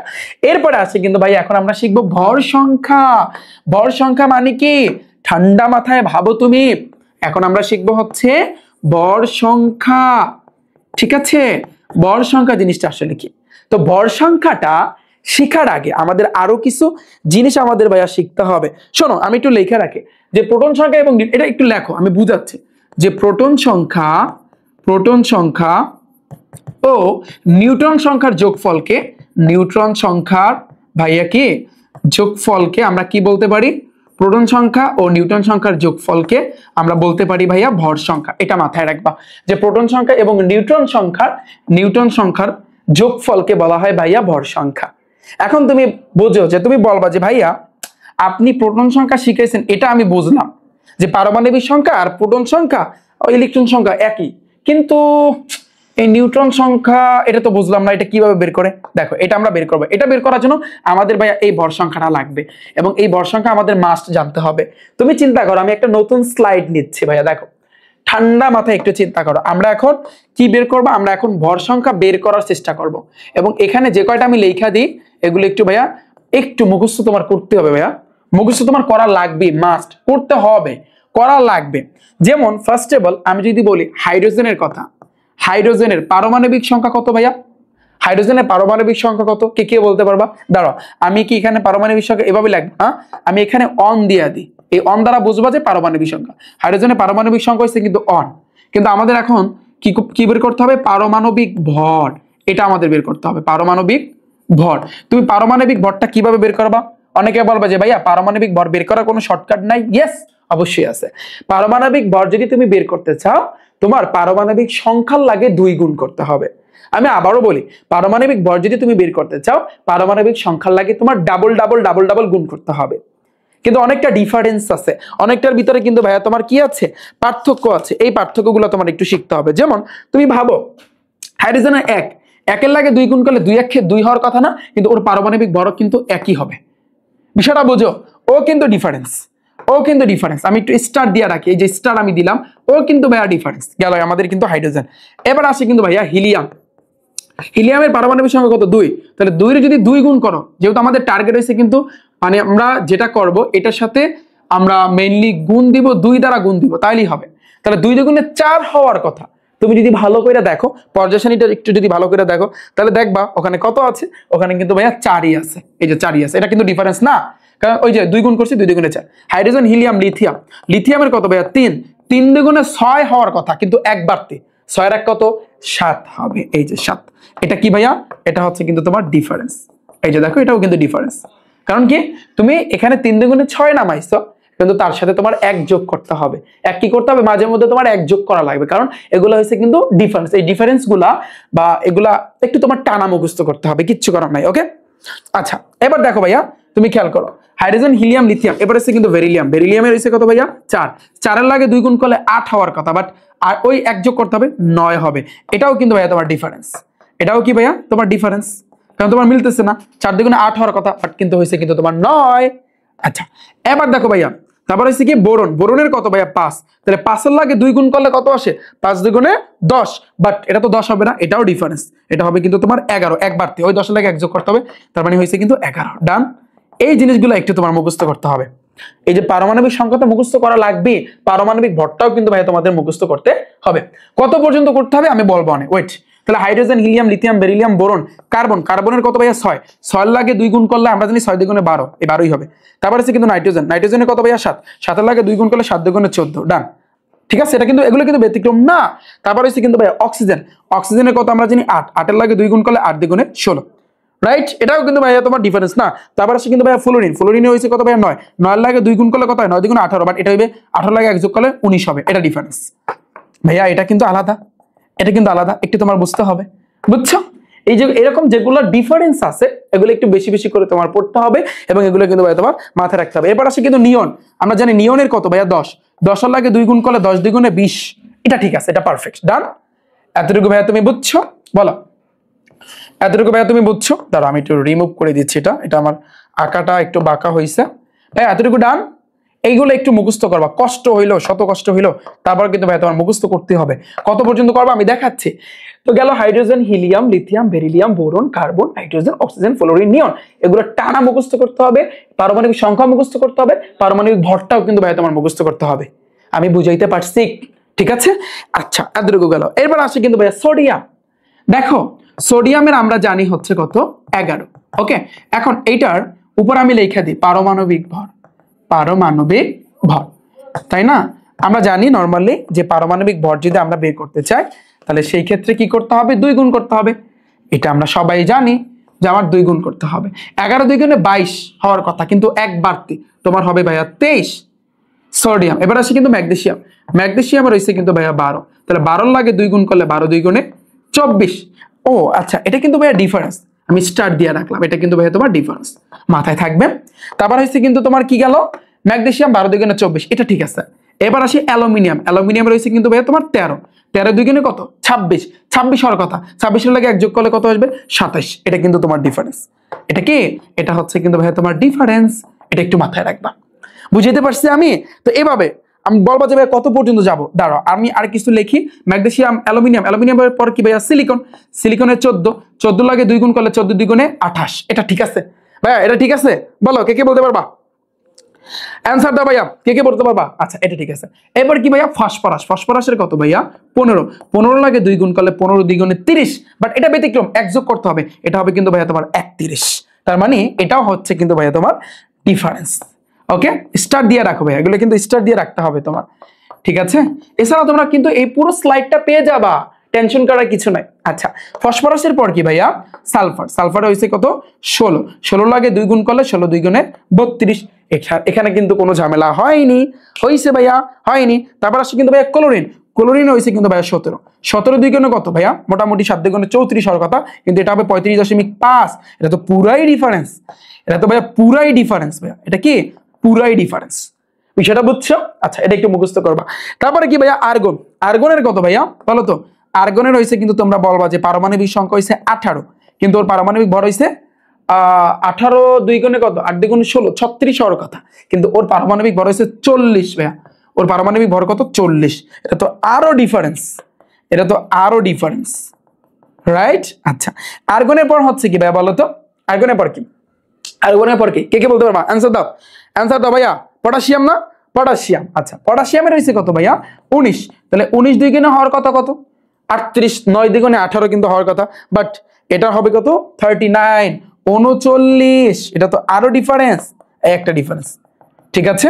এরপরে আসছে কিন্তু ফাইনালি ভাইয়া সেটা হচ্ছে কিন্তু ক্যালসিয়াম, ক্যালসিয়ামের হয়েছে কত ভাইয়া 20, তাহলে 20 2 গুণে কত ভাইয়া 40, তাহলে এটা কিন্তু তোমার হবে কত, এটা কিন্তু হবে তোমার 40, এই যে 40 হইল, ঠিক আছে? এখন তুমি দেখো তোমার পারমাণবিক যে ভরটা আমি যে লিখে দিলাম, এই যে স্টার স্টার দিছি, এবং আরেকটা শর্টকাট শিখাইছি, তোমার 2 গুণ করতে হবে, যেগুলো 2 গুণ করতে হবে ওগুলো তো তুমি দেখতেই পাচ্ছ, আর যেগুলো আমি স্টার দিয়ে রেখেছি এগুলো তোমার একটু মুখস্থ করতে হবে, যে কত বাড়তি 2 গুণ করা আবার কত বাড়তি একটু মুখস্থ করতে হবে। অনুরোধ ভাইয়া তোমাদের কাছে, তোমার যদি এই 20টা পারমাণবিক ভর মুখস্থ রাখতে পারো এনাফ, আর কিচ্ছু লাগবে না, কিচ্ছু লাগবে না, এটা তোমার মুখস্থ করতে হবে। আর বলবা যে ভাইয়া এই পারমাণবিক সংখ্যা আমরা পর্যায়সারণী কত পর্যন্ত মুখস্থ করবো? 30 পর্যন্ত, এখানে অলরেডি আমি 20টা লিখে দিছি। এবার আছে কি স্ক্যান্ডিয়াম, টাইটানিয়াম, ভ্যানাডিয়াম, ক্রোমিয়াম, তারপর manganese, iron, cobalt, nickel, copper, zinc, total 30টা, 1 থেকে 30 পর্যন্ত তোমার এসএসসি লেভেলের জন্য এনাফ, এর বাড়তি আর লাগবে না। জাস্ট 1 থেকে 30 পর্যন্ত ভাইয়া তুমি মুখস্থ করবা, এনাফ, এর উপর কিন্তু আর লাগবেই না ভাইয়া। আমি বুঝাইতে পারলাম তোমাকে যে তাহলে আমরা কিভাবে পারমাণবিক ভরটা কিন্তু আমরা সুন্দরভাবে কি করেছি বের করেছি, এবং এই 20 পর্যন্ত পারমাণবিক ভর মুখস্থ রাখবা। শোনো, এখন সবাই একটা কাজ করো, যেহেতু আমরা আরো সামনে ক্লাস করব, তো এই কারণে তোমরা এখন যেটা করবা, আমার ভিডিওর উপর একটা ক্লিক করো এবং ঠান্ডা মাথায় 10 মিনিট তুমি একটু পড়ো। ভাইয়া যেভাবে বলছে, যে টেকনিকের মাধ্যমে বলছে, 10টা মিনিট একটু পড়ে আবার ক্লাস দেখা স্টার্ট করো, তোমার জন্য কিন্তু সুবিধা হবে, ঠিক আছে? একটা নিয়ম আছে, একটা সিস্টেম আছে, এই সিস্টেমটা ভাইয়া তোমার ফলো করতে হবে। ওকে, তুমি 10টা মিনিট একটু একটু আমার ভিডিওটার উপর একটা ক্লিক করে পড়ো। হাইড্রোজেনের হয়েছে আগে তুমি মুখস্থ করো, যদি এগুলো মুখস্থ না থাকে, পারমাণবিক সংখ্যা যদি মুখস্থ না থাকে, এটা আগে মুখস্থ করো। এরপর তুমি কি করবা, পারমাণবিক ভর যে ভাইয়া শিখাইছে 2 আমার গুণ করতে হবে, কিন্তু যেগুলো ডিফারেন্স 2 এর লাগে গুণ করার পর কত যোগ করতে হয় এগুলো একটু ভাইয়া পড়বা, পারা যাবে। সো আমি আশা করি তোমরা সবাই বুঝছো। আচ্ছা, এরপর দেখো তাহলে আমাদের যদি এটা কভার হয়ে থাকে, এখন আমরা শিখবো হচ্ছে কিন্তু ভাইয়া পরমাণুর মডেল, এখন আমরা এটা শিখবো। তো তার আগে এই যে আমাদের এই যে ভর সংখ্যা, তো আমরা যেহেতু এটা শিখছি, এখন আমাদের আরেকটা কনসেপ্ট থেকে গেছে, সেটা হচ্ছে ভাইয়া ভর সংখ্যা আমরা কিভাবে বের করব। এই যে বলছিলাম প্রোটন সংখ্যা ও নিউটন সংখ্যার যোগফল। তুমি চিন্তা করো ভাইয়া, সাপোজ আমরা আসলে ভর সংখ্যাটা একটু যদি ভাবি, যেমন সোডিয়াম, ওর পারমাণবিক সংখ্যা কত 11, ওই 11কে তুমি কি কোথায় লাগবা, কে কে বলতে পারবা? ভাইয়া কে কে বলতে পারবা যে সোডিয়াম ওর পারমাণবিক সংখ্যা হচ্ছে কিন্তু 11। তুমি কোথায় রাখবা? মাথায় রাখবা পারমাণবিক সংখ্যা আর প্রোটন সংখ্যা সেম, লিখতে হয় এইখানে। সামনে লেখলে ওটা ডিফারেন্স, ওটা আলাদা কথা, কিন্তু এই পাশে লেখলে বাম পাশে লেখলে তোমার নিচে লিখতে হবে। ওকে, এটা কি ভাইয়া? এটা হচ্ছে কিন্তু তোমার পারমাণবিক সংখ্যা, পারমাণবিক সংখ্যা অথবা প্রোটন সংখ্যা তুমি বলতে পারো, প্রোটন সংখ্যা তুমি বলতে পারো। ওকে, আচ্ছা, আর এর উপরে তুমি যেটা লিখবা বলো তো সোডিয়ামের পারমাণবিক ভর কত? তুমি বলবা যে ভাই আপনি তো এইমাত্র শিখেছেন এটা 11 দুই গুণে 22 হওয়ার কথা, বাট এটা ডিফারেন্স, এটা 23 হবে। এই যে এই ভরটা কিন্তু বসবে তোমার এই জায়গাতে, এই হচ্ছে তোমার ভর সংখ্যা। এটা কি ভাইয়া? এটাকে আমি পারমাণবিক ভর অথবা কিন্তু আমি ভর সংখ্যা কিন্তু বলতে পারি। ভর সংখ্যা কত? 23। তো একটা জিনিস মাথায় রাখবা, আমাদেরকে যেটা বলছে যে ভাইয়া প্রোটন সংখ্যা এবং নিউট্রন সংখ্যার যোগফলকে আমরা ভর সংখ্যা কিন্তু বলি। ঠিক আছে, এখন এখানে নিউটন সংখ্যা আসছে, তুমি যদি এখন এই ভর সংখ্যা থেকে এই প্রোটন সংখ্যা যদি বিয়োগ করো, এটা থেকে এটা যদি বিয়োগ করো, তাহলে তুমি পাবা নিউটন সংখ্যা। ওকে, তুমি এখন যদি আমি বলি যে ভাইয়া এটা নিউটন সংখ্যা কত, এগুলো কিন্তু এমসিকিউতে থাকবে, তাহলে এই নিউটন সংখ্যা তুমি কিভাবে বের করবা? তুমি যদি কোনো মৌলের ভর সংখ্যা আর পারমাণবিক সংখ্যা জানো, দুইটাকে বিয়োগ করলে তুমি নিউটন সংখ্যা পাবা। এই নিউটন সংখ্যা এমসিকিউতে ভাইয়া থাকে, দেখাবো না আমি। তো 23 থেকে তুমি কি করবা? 11টা ভাইয়া তুমি বিয়োগ করে দিবা, তাহলে বিয়োগ করলে তোমার থাকতেছে 12। তাহলে আমরা বলতে পারি এই সোডিয়ামের নিউটন সংখ্যা হচ্ছে 12, আবার এই সোডিয়ামের পারমাণবিক সংখ্যা হচ্ছে 11, আবার এই সোডিয়ামের ভর সংখ্যা হচ্ছে তোমার 23। আমি আশা করি তোমাদের এই পুরো কনসেপ্টটা তোমাদের ক্লিয়ার, রাইট? এগুলো স্লাইড তোমরা পেয়ে যাবে, কোনো অসুবিধা নাই ভাইয়া। দেখো এরপর আসি, আমাদের এখন শিখতে হবে পরমাণুর মডেল। যে পরমাণু মডেলের ভিতরে দুইটা পরমাণু মডেল আছে, রাদারফোর্ড পরমাণু মডেল, বোর পরমাণু মডেল। এখন বলবো যে ভাই এই দুইটা কি আমাদের শেখা একেবারে বাধ্যতামূলক? আমি বলবো হ্যাঁ, কারণ এখান থেকেই তো তোমার তৃতীয় অধ্যায়ের মজাটা অন্ততপক্ষে বোর পরমাণু মডেল থেকে স্টার্ট হবে। কিন্তু এই দুইটা মডেল অনেক সময় সৃজনশীলে দিয়া দেয় ভাইয়া, দিয়া দিতেই পারে। ঠিক আছে, ঘ নম্বরে দিয়া দেয় যে রাদারফোর্ড পরমাণু মডেলটা ব্যাখ্যা করো, বা রাদারফোর্ড পরমাণু মডেলের যে সীমাবদ্ধতা আছে এটা একটু ব্যাখ্যা করো, অনেক সময় দিয়া দেয়। তো যাই হোক, এই জন্য আমরা একটু ঠান্ডা মাথায় ভাইয়া তোমাদের শর্টকাটে শিখাইবে, কোনো প্যারা নেওয়ার কিছু নয়, একেবারে শর্টকাটে ভাইয়া তোমাদেরকে শিখাই দেবো। ওকে, তো পরমাণু মডেলের ভিতরে ফার্স্ট অফ অল আমরা যেটা জানবো সেটা হচ্ছে কি রাদারফোর্ড পরমাণু মডেল। আমরা প্রথমে কি জানবো? আমরা জানবো হচ্ছে রাদারফোর্ড পরমাণু মডেল, এটা সম্পর্কে আমরা ফার্স্টে জানবো। ওকে, তাহলে দেখো রাদারফোর্ড পরমাণু মডেল দিছে কত সালে? কে কে বলতে পারবা? রাদারফোর্ড পরমাণু মডেল দিছে কত সালে? 1900 কত সালে? 11 সালে। আচ্ছা, আমি তোমাদের বই থেকে একটু তোমাদের একটা জিনিস দেখাবো, তোমরা খেয়াল করো। বইয়ের ভিতরে যা লাগছে আমরা সেটাই করব, বাট ভাইয়া আমরা একটু টেকনিকের মাধ্যমে শিখবো। এই যে দেখো, এটা হচ্ছে কিন্তু রাদারফোর্ড পরমাণু মডেল। দাঁড়াও, আমরা একটা কঠিন একটা টেকনিক, জাস্ট আমরা একটা টেকনিকের মাধ্যমে পুরো বিষয়টা কিন্তু আমরা আয়ত্ত করে ফেলবো। দেখবা, জাস্ট ভাই তোমাদেরকে একটা সিস্টেম শিখাবে, জাস্ট শুধু দেখো যে কিভাবে ভাই তোমাদেরকে শিখায়। ওকে, এই হচ্ছে কিন্তু রাদারফোর্ড পরমাণু মডেল। তো এই রাদারফোর্ড পরমাণু মডেলটা আমি এই সাইডে একটু রাখলাম, এখানে আমি রাইখা দিই। ওকে, দেখো ওটা কিন্তু আমাদের লাগবে, কেন লাগবে বুঝাচ্ছি, ওয়েট। তো এখন আমরা যে টেকনিকটা শিখবো, তোমাদের এইখানে খেয়াল করো, এই যে রাদারফোর্ড পরমাণু মডেল নিয়ে আলোচনা করছে না, 1911 সালে রাদারফোর্ড পরমাণু মডেল দিচ্ছে, কয়টা কথা বলছে? একটা, দুইটা, তিনটা, চারটা কথা বলছে। কয়টা কথা বলছে? রাদারফোর্ড পরমাণু মডেলের কথা বলছে 4 গ, আর বোর কথা কইছে 3 গ, এটা মাথায় রাখবা। রাদারফোর্ড পরমাণু মডেলে রাদারফোর্ড কথা বলছে 4 গ কথা বলছে, চারটা কথা বলছে, আর বোর কথা বলছে 3টা। এই চারটা কথা মেইন কথা, আর 3টা কথা মেইন কথা। এই চারটা আর 3টা আমরা কিন্তু এগুলোই এখন শিখবো টেকনিকের মাধ্যমে। পয়েন্ট আসে, রাদারফোর্ড পরমাণু মডেল কত সালে এই মডেলটা দিছে? 1911 সালে, এটা মাথায় রাখবা, সালটা ছিল 1911 সালে। আচ্ছা, প্রথম যেই কথাটা, রাদারফোর্ডে পরমাণুর একটা কেন্দ্র আছে, কেন্দ্রের নাম নিউক্লিয়াস, নিউক্লিয়াসের ভিতরে প্রোটন এবং নিউট্রন থাকে। এবার হ্যাংদাং আমি যাবে অনেক কিছু লাগছে, মানে বিষয়টা হচ্ছে এরকম।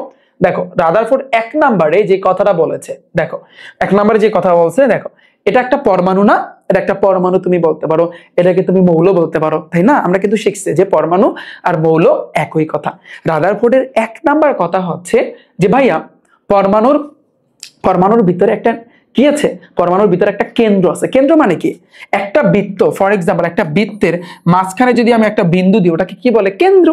ঠিক সেম ভাবে এটা বৃত্তাকার না, এটা বৃত্তের মতো দেখতে না, এটা মাঝখানে কিন্তু একটা কেন্দ্র আছে। এই জন্য প্রথমেই আইসা বলছে যে পরমাণুর ভিতরে একটা কেন্দ্র আছে। কি বলছে? পরমাণুর ভিতরে একটা কেন্দ্র আছে, যেই কেন্দ্রটার নাম কি? নিউক্লিয়াস। রাদারফোর্ড এই কথা বলছে, যেই কেন্দ্রের ভিতরে প্রোটন আর নিউট্রন থাকে। রাদারফোর্ড এই কথা বলছে, আমরা নিজের চোখে দেখতে পাচ্ছি।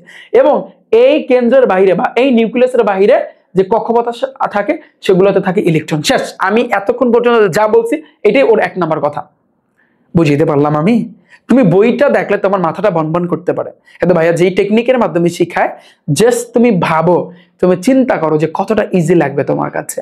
তো রাদারফোর্ড বোর কিন্তু আমাদের জানতে হবে। আমি আবারও বলতেছি, রাদারফোর্ড 4টা কথা বলছে, এটা মাথায় রাখবা সব সময়। রাদারফোর্ড 4টা কথা বলছে, বোর কিন্তু 3টা কথা বলছে। ওরা কিন্তু 3টা কথা বলছে বোর। তো রাদারফোর্ডের 4টা কথার ভিতরে 1 নাম্বার কথা হয়েছে একটা পরমাণুর একটা কেন্দ্র আছে, ফাইন। কেন্দ্রটার নাম হয়েছে কিন্তু নিউক্লিয়াস, ফাইন। নিউক্লিয়াসের ভিতরে প্রোটন আর নিউট্রন থাকে, ফাইন। এবং নিউক্লিয়াসের বাইরে ইলেকট্রন থাকে, শেষ।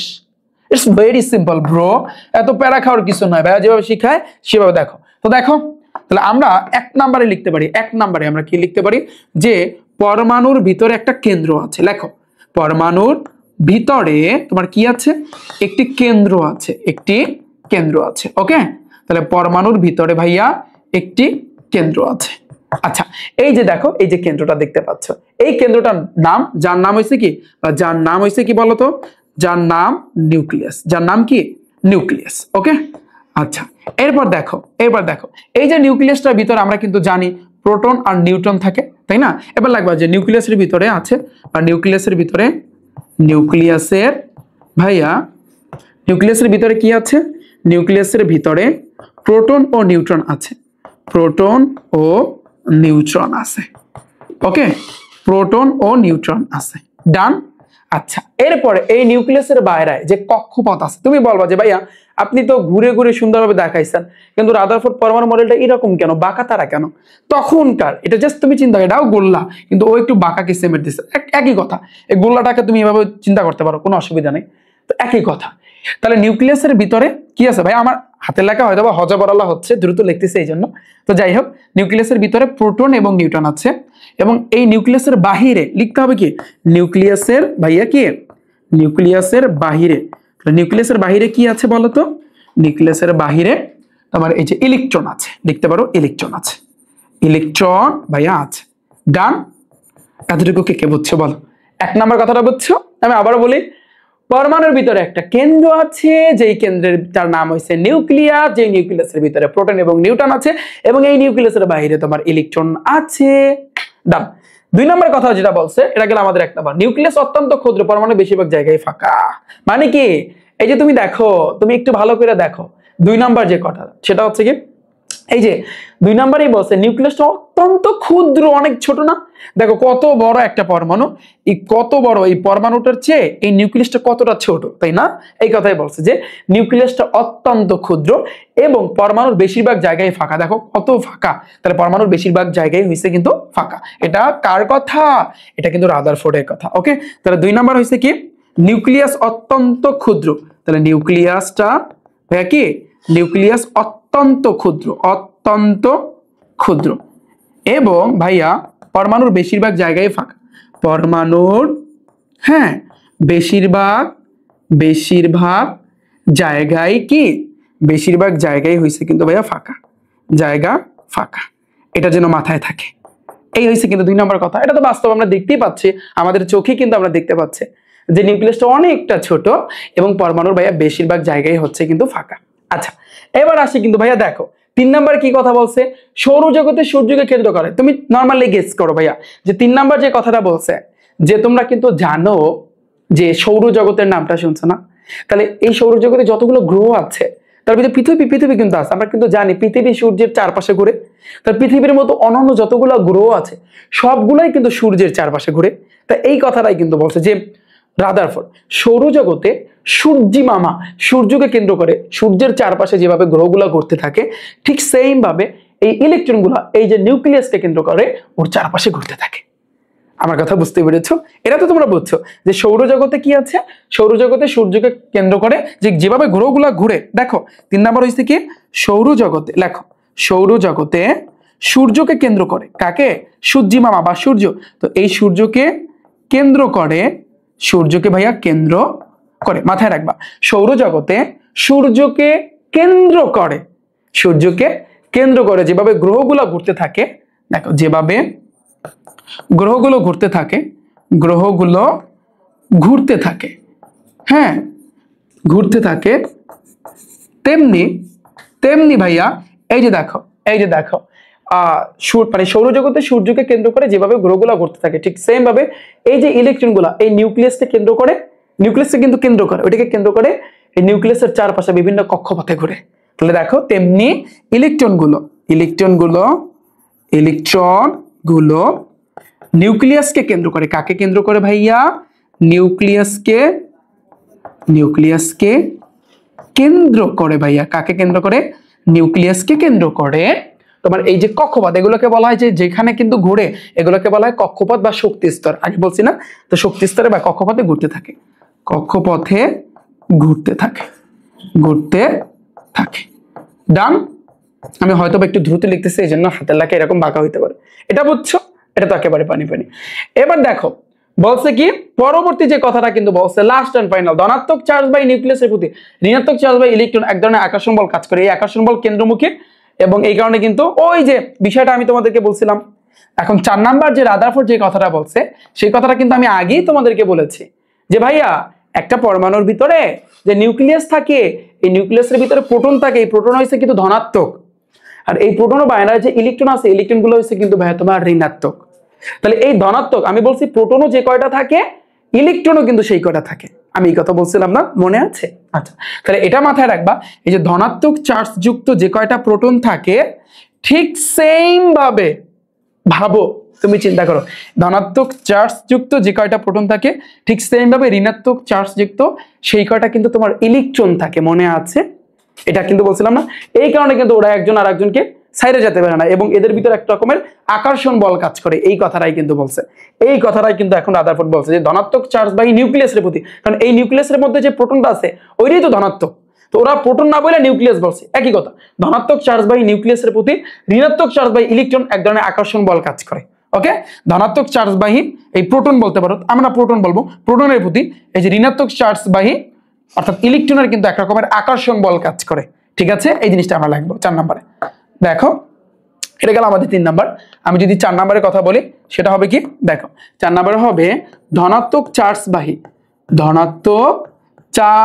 বাহী কার প্রতি? যেমন নিউক্লিয়াসের মধ্যে যে প্রোটন আছে, প্রোটন তো ধনাত্মক, তাহলে প্রোটনের প্রতি ধনাত্মক চার্জ বাহী, প্রোটনের প্রতি ঋণাত্মক চার্জ বাহী, কি ঋণাত্মক ভাইয়া চার্জ বাহী ধনাত্মক চার্জ বাই প্রোটনের প্রতি ঋণাত্মক চার্জ বাই ইলেকট্রনের, কারণ ইলেকট্রনগুলো এমনিতে ঋণাত্মক, তো ইলেকট্রনের কি এক রকমের আকর্ষণ বল কাজ করে, ইলেকট্রনের এক ধরনের আকর্ষণ বল কাজ করে, আকর্ষণ বল কাজ করে, এটা মাথায় রাখবা। এবং এই আকর্ষণ বলের কারণে কিন্তু একজন আর একজনকে সাইডে যেতে পারে না, তোমরা একটু লিখে নিও, এই জিনিসটাই কিন্তু এখানে ব্যাখ্যা করছে। আমি আশা করি তোমাদের কাছে এই রাদারফোর্ডের যে 4টা কথা বলছে, রাদারফোর্ড টোটাল কয়টা কথা বলছে ভাইয়া? রাদারফোর্ড কিন্তু ভাইয়া 4টি কথা বলছে। এই 4টি কথা এখন তোমাদের কাছে পানি। আমি আবারও একটু র্যাপ আপ করি যাতে করে একটু আমার সাথে পড়ো, তোমার কিন্তু রাদারফোর্ডের পুরো বিষয়টা কিন্তু ক্লিয়ার হয়ে যাবে, আশা করি বুঝছো। প্রথমে বলছে কি, পরমাণুর ভিতরে একটা কেন্দ্র থাকে, যেই কেন্দ্রটার নাম হইছে নিউক্লিয়াস, যেই নিউক্লিয়াসের ভিতরে প্রোটন এবং নিউট্রন থাকে এবং ভাইয়া ওর বাহিরে কক্ষপথে ইলেকট্রন থাকে, আমাদের ডান। 2 নম্বরে নিউক্লিয়াসটা কিন্তু অত্যন্ত ক্ষুদ্র এবং পরমাণুর বেশিরভাগ জায়গায় কিন্তু ভাইয়া ফাঁকা গেল। 3 নাম্বার, সৌরজগতে আমরা জানি অনেক কিন্তু গ্রহ আছে, এই গ্রহগুলা সূর্যি মামাকে কেন্দ্র করে চারপাশে ঘুরতে থাকে, ঠিক একইভাবে এই যে দেখো ইলেকট্রনগুলা এই নিউক্লিয়াসকে কেন্দ্র করে ওর কক্ষপথে কিন্তু ঘুরতে থাকে, ডান। এরপরে যে কথা বলছে যে নিউক্লিয়াস বা আমরা কিন্তু বলতে পারি ভিতরে যে প্রোটন, তো ধনাত্মক চার্জ বাহী প্রোটনের প্রতি ইলেকট্রন কিন্তু এমনিতে ঋণাত্মক, এই যে গোলা গোলা ইলেকট্রন না, ঋণাত্মক চার্জ বাহী ইলেকট্রনের এক রকমের আকর্ষণ বল কাজ করে, যে আকর্ষণ বল কাজ করার মাধ্যমে ওরা কিন্তু একে অপরকে ছাইরা যাইতে পারে না। পানি রাদারফোর্ডের 4টা কথা পুরোটা পানি করে দিলাম, পুরোটা পানি। এখন একটা কাজ করতে পারো, ভিডিওটার উপর একটা ক্লিক করে তুমি একটু পড়ো, ভিডিওটার উপর একটা ক্লিক করে আবার ভিডিওটার উপর ক্লিক করে একটু পড়ো, একটু পড়লে জাস্ট তুমি পড়বা, এভাবে চিত্র দেখবা আর পড়বা, চিত্র দেখবা আবার পড়বা। তুমি যদি গদবাদা এই রাদারফোর্ড পরমাণু মডেল, বোর পরমাণু মডেল যদি আমি ক্লিয়ার, যদি তুমি না বুঝতে পারো প্রপারলি, তুমি যদি সারা দিনও যদি ভাইয়া তুমি পড়ো, কোনো কাজে আসবে না, এই পড়ার কোনো কাজে আসবে না, আদৌ কোনো কাজে আসবে না। বিকজ কারণ একটু ঠান্ডা মাথায় তোমার ভাবতে হবে, বুঝে বুঝে কিন্তু ভাইয়া তোমার পড়তে হবে। আমি আশা করি তোমরা সবাই এতটুকু বুঝছো। এই গেল হচ্ছে কিন্তু ভাইয়া রাদারফোর্ড পরমাণু মডেল। এরপরে আমাদের কিন্তু শিখতে হবে বোর পরমাণু মডেল। তবে এই রাদারফোর্ড পরমাণু মডেল যেভাবে দিছে ওর কিন্তু আবার সীমাবদ্ধতাও আছে। তোমরা যদি একটু ভালো করে লক্ষ্য করো তোমাদের বইয়ে, এই যে দেখো রাদারফোর্ড পরমাণু মডেলের কিন্তু সীমাবদ্ধতা আছে। তাকাও, এই যে দেখো সীমাবদ্ধতা মানে কি, তুমি দেখো এখানে ভালো কথা 1 নম্বর সীমাবদ্ধতা, এটা আমি লিখবো না, জাস্ট তোমরা একটা নজর দেখো তাহলেই হয়ে যাবে যে এই মডেল আসলে ইলেকট্রনের কক্ষপথের আকার বলো আকৃতি বলো কোনো ধারণা দেয় নাই। যে ভাইয়া আমরা তো জানি এই যে দেখো কক্ষপথ যে ঘুরতেছে এটার আকারটা কিরকম হবে, এতটুকু হবে না, বড় হবে না, অনেক অনেক মানে খাটো হইবে, কিরকম হইবে এটা কোনো ধারণা দেয় নাই। রাদারফোর্ড এই ধারণা দিছে, এই কথা বলেই নাই। এবার দেখো সৌরজগতের সূর্য গ্রহগুলো সামরিকভাবে দেখো এই যে সৌরজগতের সাথে যে তুলনা করছে, যে সৌরজগতে এভাবে যে ঘুরতে থাকে সূর্যকে কেন্দ্র কইরা যে গ্রহগুলা ঘুরতে থাকে, কিন্তু ভাইয়া ওই সৌরজগতে সূর্য বলো আর গ্রহ বলো এগুলোর কি আদৌ কোনো চার্জ আছে? নাই। কিন্তু এই যে প্রোটন বলো প্রোটনের চার্জ আছে, ইলেকট্রন বলো ইলেকট্রনের চার্জ আছে, কিন্তু ওগুলোর কিন্তু আদৌ কোনো চার্জ নাই। তাহলে ওর সাথে যে তুলনা করছে এটা কি কোনো যুক্তি সম্পন্ন বলো? এই কোনো যুক্তি সম্পন্ন এই যে তুলনা করা কি ঠিক হয়েছে? না, কারণ সূর্যেরও কোনো চার্জ নাই, এই পৃথিবীরও কোনো চার্জ নাই, এই গ্রহগুলোরও কোনো চার্জ নাই। তার মানে এই যে তুলনাটা করছে এটা সম্পূর্ণ মিথ্যা, বা এটা আসলে একটা আমরা বলতে পারি এটা ঠিক হয় না। এবার দেখো একের অধিক ইলেকট্রন পরমাণুতে ইলেকট্রন গুলা কিভাবে নিউক্লিয়াসে, অর্থাৎ যে কথা বলছে যে একের অধিক যদি ইলেকট্রন থাকে, ফর এক্সাম্পল ধরো 5-6টা ইলেকট্রন, এখন কেমনে যে ঘুরবে, কে কার পাশে থাকবে না, কে সামনে থাকবে কে পিছনে থাকবে এরও কোনো ধারণা দেয় না। দিছে? ধারণা দেয় না। এরপরে ভাইয়া কি দিছে, এরপরে বলছে ম্যাক্সওয়েল, এই যে বিজ্ঞানী ম্যাক্সওয়েল আসলে ও আসলে কি খাইয়ে কথাটা বলছে একটু বলি আমি তোমাকে। দেখো ম্যাক্সওয়েলের তত্ত্বানুসারে ইলেকট্রন নিউক্লিয়াসকে কেন্দ্র করে ক্রমাগত শক্তি হারাতে হারাতে থাকবে একটা পর্যায়ে তোমার হচ্ছে কিন্তু সেটা নিউক্লিয়াস। অর্থাৎ ম্যাক্সওয়েল যেই কথা বলছে কি জানো, ম্যাক্সওয়েল একটা কথা বলছে, শোনো আমার কাছে খুব ফানি লাগছে ম্যাক্সওয়েলের কথাটা।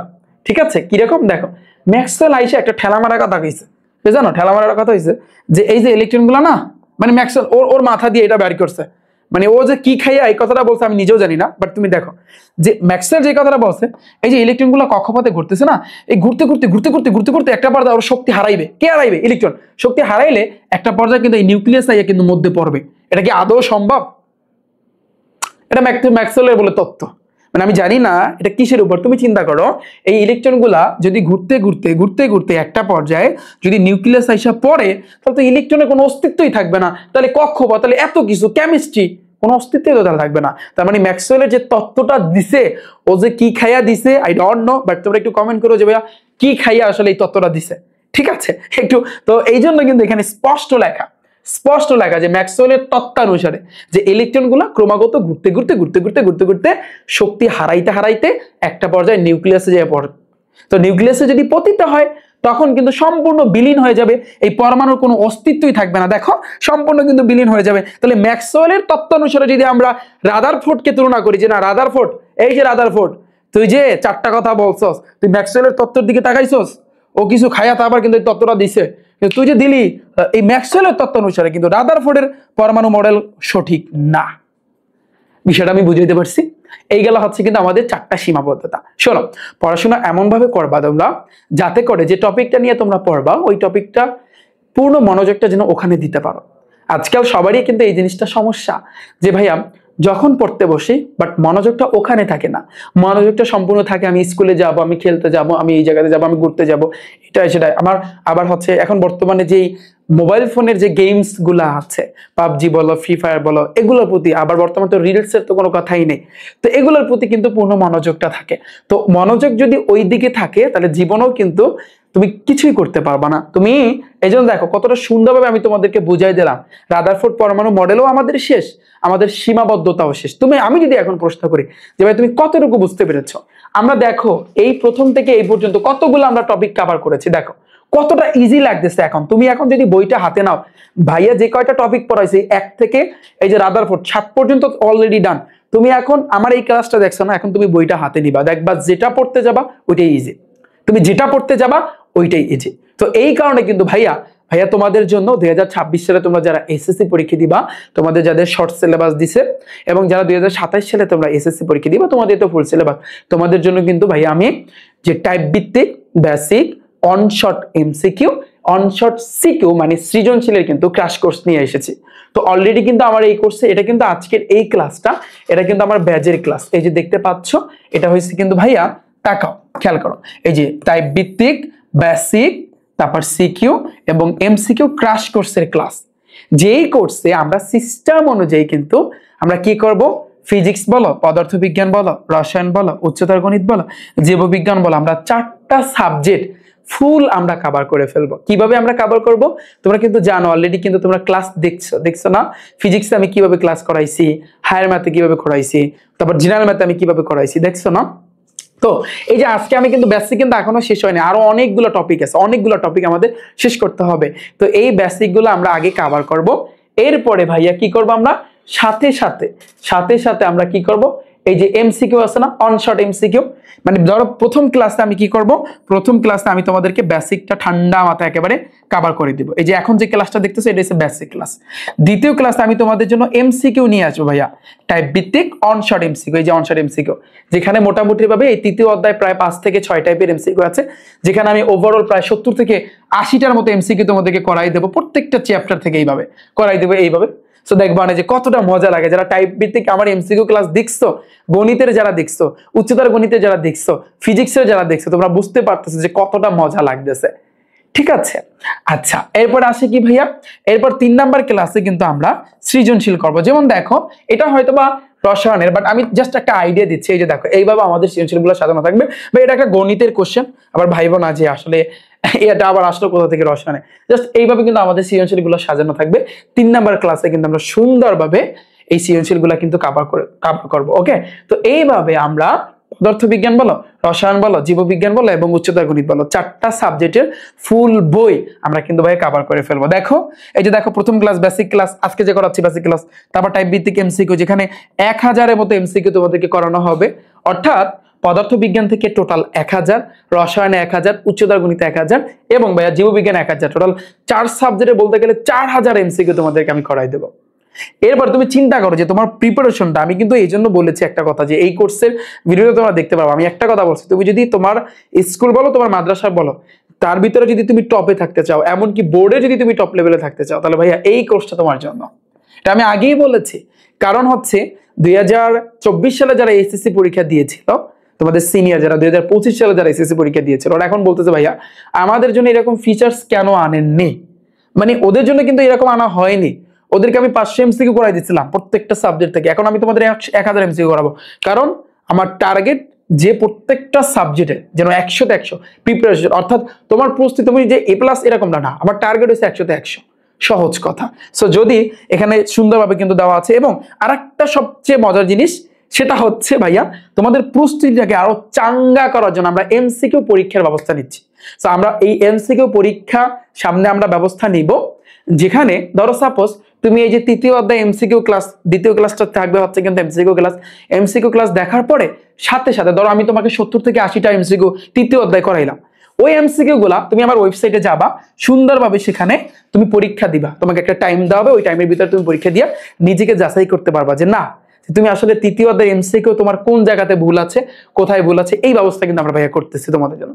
এরপরে ভাইয়া বলো, এই যে দেখো এমসিকিউ, সিকিউ, অর্থাৎ এমসিকিউ, সৃজনশীল সবকিছু বেসিক সবকিছুর কিন্তু ভাইয়া পিডিএফ থাকবে। যেমন আজকের এই ক্লাসটা করাচ্ছে, এটা সম্পূর্ণ পিডিএফ কিন্তু ভাইয়া তোমরা দেখতে পারবা। যারা আমার ওয়েবসাইট থেকে ভাইয়া ক্লাস দেখতেছো, যারা ভর্তি আছো, তোমরা সুন্দরভাবে ক্লাসের নিচে কিন্তু সাজানো আছে।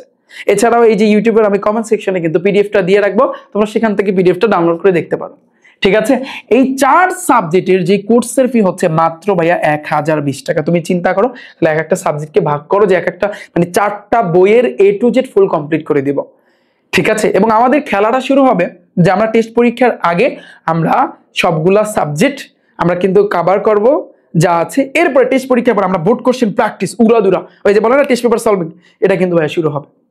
তো তোমরা বলবা যে ভাই আমি তো এখন টেস্ট পরীক্ষার পরে ক্লাসটা দেখতেছি, আমি কি এখন ভর্তি হতে পারবো? হ্যাঁ, যে কোনো টাইমে ভর্তি হইতে পারবো ভাইয়া, কারণ তোমাদের জন্য সুন্দরভাবে ক্লাসগুলো সাজানো আছে, সুন্দরভাবে ভাইয়া সাজানো আছে। কোর্সের ফি হচ্ছে মাত্র 1020 টাকা পুরো। এবং তোমরা অনেকে বলবা যে ভাইয়া আমার 4th সাবজেক্ট কৃষি, আমি কি 3 সাবজেক্টে ভর্তি হতে পারবো? হ্যাঁ, 3 সাবজেক্টের জন্য কোর্সের ফি হচ্ছে মাত্র 820 টাকা। তো আমি আশা করি তোমরা সবাই বুঝতে পেরেছো। এখন তোমরা বলবা যে ভাইয়া তাহলে আপনার ব্যাচে কিভাবে ভর্তি হব? দেখো, তো আমি শুরুতে আবারও বলে রাখি, বাংলাদেশের ভিতরে সেরা কিন্তু কোর্স হতে যাচ্ছে এটা। এইবারে আমার কোর্স হবে বাংলাদেশের ভিতরে সেরা। অলরেডি অনেক স্টুডেন্ট কিন্তু ভর্তি হয়ে গেছে। তোমরা যদি ভর্তি হতে চাও ভাইয়া, তাহলে সেই ক্ষেত্রে সবার ফোনের মধ্যে কিন্তু একটা ক্রোম ব্রাউজার থাকে না?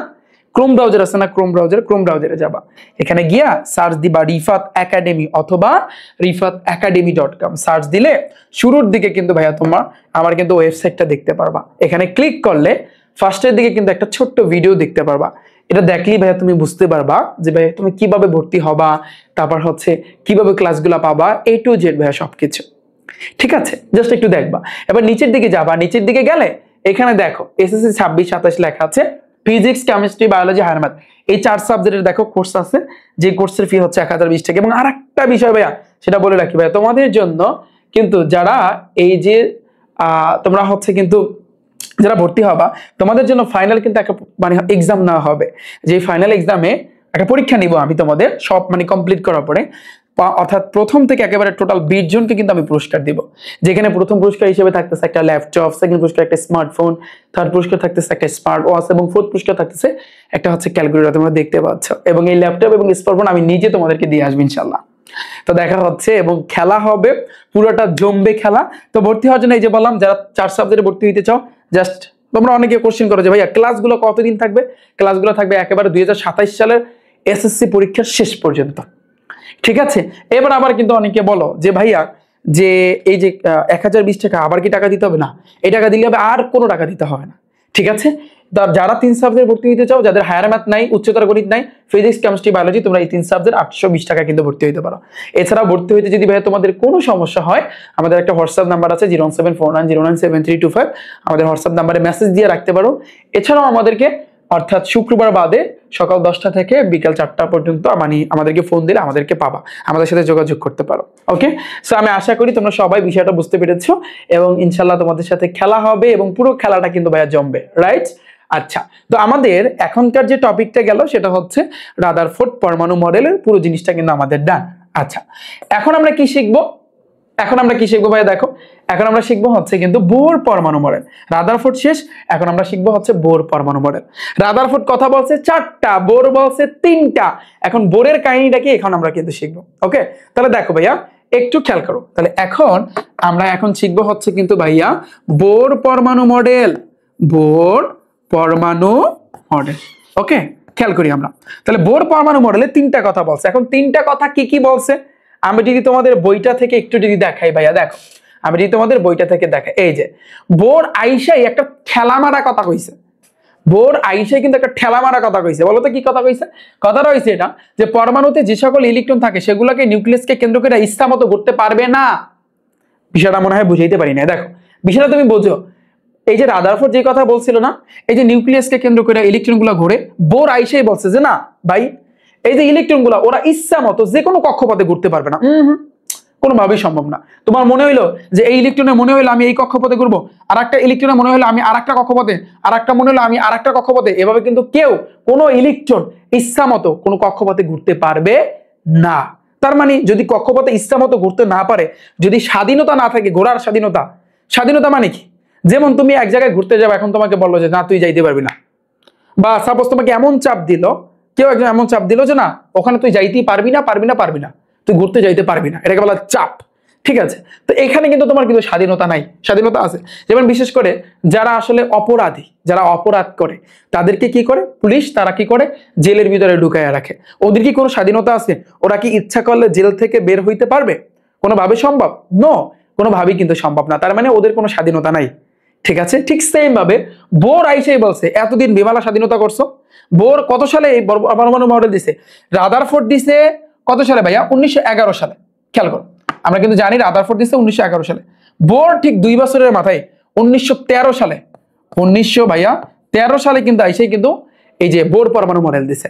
এখন ওই যে বললাম আইসাই ঠেলা মারা কথা কইছে যে এতদিন রাদারফোর্ড চালাইছে, এখন আমি চালাবো, আমি মিস্টার বোর, আমি চালাবো এখন, মানে এখন ও বোর চালাইবে। বিষয়টা বুঝছো? তো দেখো, তো বোর যেটা বলছে যে পরমাণুতে ইলেকট্রন গুলা তোমরা ইচ্ছা মতো করতে পারবা না, তোমাদের কিছু নির্দিষ্ট অনুমোদিত কক্ষপথ দিব, ওই কক্ষপথে শুধু ঘুরতে পারবা, ওর বাইরে তোমরা যাইতে পারবা না। আমার কথা বুঝতে পেরেছো? এখানে কিন্তু স্পষ্ট কিন্তু এই জিনিসটা লেখা, আমি যে কথাটা বলেছি। এই যে দেখো, এবং এই যে দেখো, নির্দিষ্ট অনুমোদিত বৃত্তাকার কক্ষপথে ঘুরতে পারবে। ঠিক আছে, তাহলে আমি এই জিনিসটা লিখি যে আসলে বোর যে কথাগুলা বলছে, 1 নম্বরে বলছে যে পরমাণুতে যে ইলেকট্রনগুলো আছে, তাই না, পরমাণুতে যে ইলেকট্রনগুলো আছে, এই ইলেকট্রনগুলো ইচ্ছে মতো, ভাইয়া কি ইচ্ছে মতো বিভিন্ন কক্ষপথে ঘুরতে পারবে না, বিভিন্ন কক্ষপথে কোনোভাবেই ঘুরতে পারবে না। এই কথাই কিন্তু আইসা বলছে, ঠেলা মারা কথা বলছে। তার মানে কি নির্দিষ্ট কিছু কক্ষপথ আছে, যে নির্দিষ্ট কিছু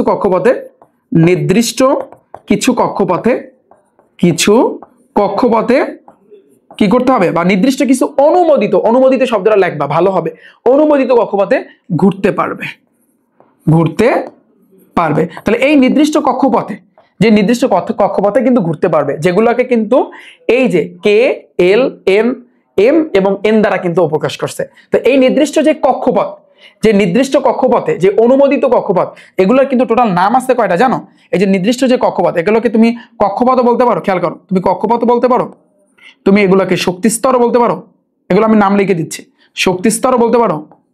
ঠিক আছে, এগুলোকে তুমি শেলও বলতে পারো, এগুলোকে ভাইয়া তুমি অরবিটও বলতে পারো।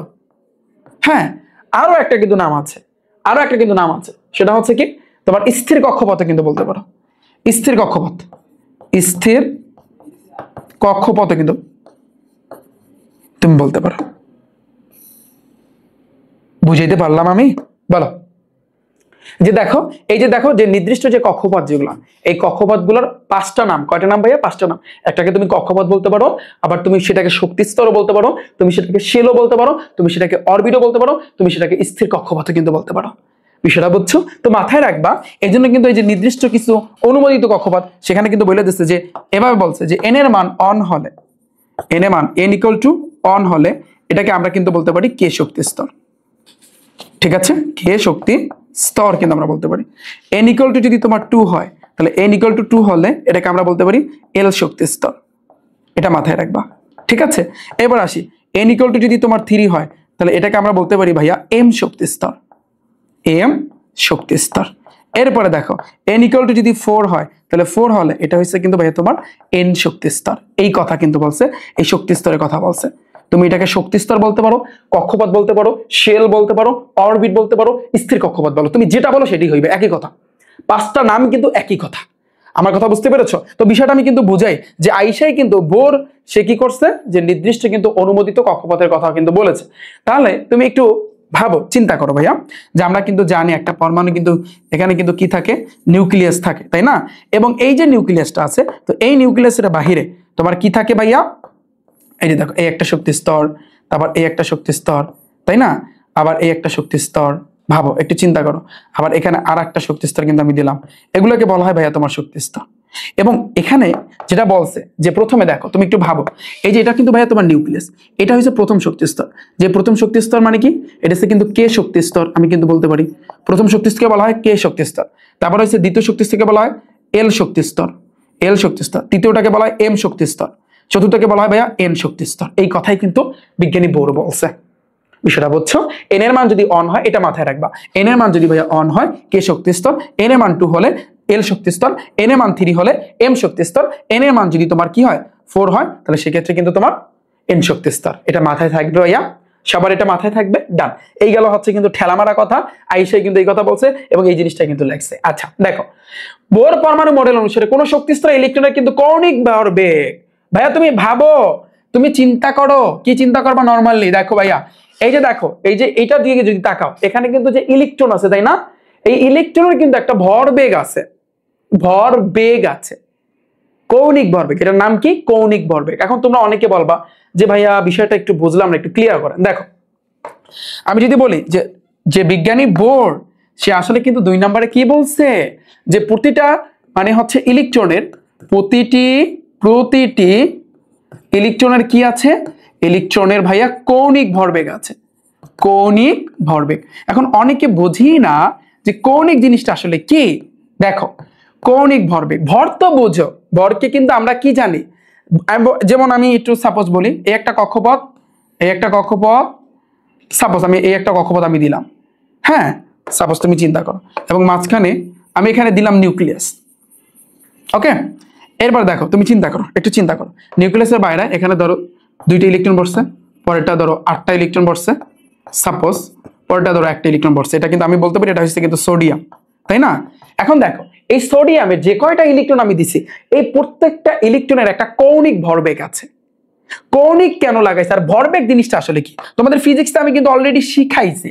তো দেখো ভর বেগ, ভরকে আমরা জানি ভাইয়া এম দ্বারা প্রকাশ করে, বেগকে কিন্তু ভাইয়া ভি দ্বারা প্রকাশ করে। তোমারও কিন্তু ভরবেগ আছে, আমারও কিন্তু ভরবেগ আছে, রাইট? যেমন আমি এখানে দাঁড়াই রইছি, তুমি চিন্তা করো আমার কিন্তু একটা ভর আছে এম, আর আমি যে এখানে দাঁড়াইছি এটা হচ্ছে আমার আদিবেগ, তার মানে আমি বলতে পারি এম ইউ, বুঝছো? এম ইউ কেন এম? কারণ আমার একটা ভর আছে না, যত কেজি ভর আছে না। আবার আমি যেখানে খাড়াই দিছি এখানে হচ্ছে, এটা হচ্ছে কিন্তু আমার আদিবেগ। আমি যদি হাইটা এখানে গিয়ে যদি থামি, আমার কিন্তু ভর ওইখানে ধরো 50 কেজি ছিল, এখানে আসলে কি আমার ভর কি কমবে? কমবে না। তুমি যেই টেবিলে বসে আছো, যেখানে বসে আছো, ওইখানে ধরো তোমার ভর আছে কত কেজি, ধরো 50 কেজি সাপোজ। তুমি যদি ওখান থেকে উইঠা অন্য জায়গায় হাইটে যাইয়া থামো, ওখানে গেলে কি তোমার ভর কি 50 কেজি থেকে 1 কেজিও কমবে আর বাড়বে? ওই 50 কেজি কিন্তু ভাইয়া থাকবে, রাইট? তার মানে বিষয়টা হচ্ছে আমি ওখানে ছিলাম, ওটা কিন্তু আমার কিন্তু আদি ভরবেগ ছিল এমইউ, আমি এখানে এসে থামছি, এটা কিন্তু আমার শেষ ভরবেগ, এটা হচ্ছে এমবি, যেটা পদার্থ বিজ্ঞানে তোমাদের 3য় অধ্যায় বল অধ্যায় কিন্তু আমি আলোচনা করছি এমবি। এখন আমি যদি বলি ভরবেগের পরিবর্তন হয়েছে না, আমি এখান থেকে ওইখানে গেছি, এটাকে বলা হয় এমবি মাইনাস এমইউ। মনে আছে? তো বিষয়টা এরকমই আসলে, বাট এরকমটা আসলে না। তুমি দেখো যে ভাইয়া এই প্রত্যেকটা ইলেকট্রন, এই যে ইলেকট্রন গুলো ঘোরাঘুরি করতে থাকে, এই যে ঘোরাঘুরি ভাইয়া যে করে, আর এই ইলেকট্রনে কিন্তু একটা ভর আছে না, আমরা কিন্তু ওই শুরুতে ইলেকট্রনের ভর কিন্তু আমরা জানছি, ইলেকট্রনের ভর কত ভাইয়া? 9.1 × 10⁻⁻28 গ্রাম। মনে আছে? বলছিলাম হয়েছে কি ইলেকট্রন হচ্ছে কিন্তু চেতা প্লেয়ার, ওর কিন্তু অন্য লেভেলের একটা ভর আছে, ও খুব শক্তিশালী। তো এই জন্য ওর কিন্তু ভর যেহেতু আছে, আবার কিন্তু ওর বেগও আছে, কারণ ও কিন্তু ঘোরাঘুরি করতে থাকে, ঘোরাঘুরি করতে থাকে। এই ঘোরাঘুরির জন্য কিন্তু ভি আসছে। আর কৌণিক কেন আসছে, যে কৌণিক কেন কথাটা আসছে? কৌণিক মানে কি? একটা হইছে ভাইয়া কৌণিক, আর একটা হইছে রৈখিক। কৌণিক কথাটা তখনই আসে যখন বৃত্তাকার টাইপের থাকে, আর রৈখিক কথাটা তখনই আসে যখন সোজা টাইপের থাকে। ইন্টারমিডিয়েট উঠলে আরো ডিটেলসে তোমরা জানতে পারবা। ওকে, তো এই কারণে কিন্তু ভাইয়া কৌণিক ভরবেগ আসছে, কৌণিক ভরবেগ। যেহেতু কৌণিক কেন আসছে ভাইয়া? বৃত্তাকার, এই জন্য। আর আমরা জানি যদি বৃত্ত থাকে অবশ্যই বৃত্তের কেন্দ্র থাকবে, আর বৃত্তের কেন্দ্র থাকলে বৃত্তের ব্যাসার্ধ থাকবে। এই যে বৃত্তর কেন্দ্র দিয়ে যেদিকে যাবা ওইটাই হচ্ছে কিন্তু ভাইয়া ব্যাসার্ধ, যেই ব্যাসার্ধকে ভাইয়া কিন্তু আর দ্বারা প্রকাশ করে। তাহলে যদি কৌণিক কথাটা থাকে তাহলে অবশ্যই এখানে আর আসবে, তাহলে এম বি আর, এম বি আর, তাহলে কৌণিক ভরবেগ কি? এম বি আর, বুঝছো? এই জন্য স্পষ্ট লেখা এই এম বি আর। দেখছো এই এম বি আর এর একটা সূত্র আছে, সেটা হচ্ছে কি M B R equal to NH divided by 2π। এটা মাথায় রাখবা। এটা হচ্ছে বোর কথাটা বলছে যে না, যেহেতু আমার ভর আছে 50 কেজি, তাহলে এই যে ইলেকট্রন যে ঘোরাঘুরি করে ওরও তো ভর আছে, ওর ভরবেগ আছে, আর ও যেহেতু বৃত্তাকার পথে ঘোরে তার মানে ওর কৌণিক ভরবেগ আছে। তাহলে কৌণিক ভরবেগটা কি? MBR। তাহলে সূত্রটা কি? NH/2π। বিষয়টা আমি বুঝিয়ে দিতে পারছি না? কঠিন লাগছে একটু, হয়তো বা বোরিং লাগতে পারে ফার্স্ট টাইম, তুমি একবার মাথায় ঢুকো, দেখবা ফুল কমপ্লিট হয়ে যাবে, তোমার কাছে একেবারে পানিবাদ হয়ে যাবে। আচ্ছা, তাহলে তুমি চিন্তা করো ভাইয়া এখানে এম কি ভাইয়া? এখানে এম কি? এম কি? এম হচ্ছে কিন্তু ভর। তাহলে যেই ভরটা কি? ওই যে ইলেকট্রনের ভর, ইলেকট্রনের ভর কত? 9.1 × 10⁻⁻28 গ্রাম, রাইট? এই যে বি মানে কি ভাইয়া? বেগ, এটা বলা নাই। আর মানে কি ভাইয়া? ব্যাসার্ধ, তাই না? যেহেতু কৌণিক আসছে জন্য ব্যাসার্ধ আসবে।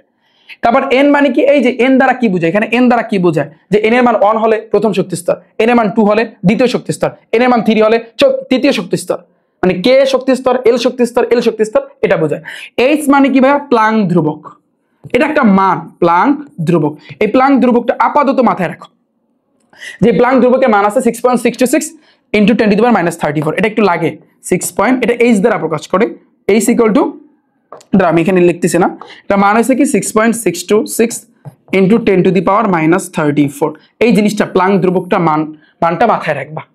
আর পাই তো পাইয়ের মানটা তোমরা কিন্তু জানোই। তো এই আর কি ওভারঅল বিষয়টা। সো আমি আশা করি পুরো কনসেপ্টটা ভাইয়া তোমাদের ক্লিয়ার, রাইট? তাহলে মাথায় থাকবে যে ভাইয়া কৌণিক ভরবেগ আমরা কিভাবে বের করব?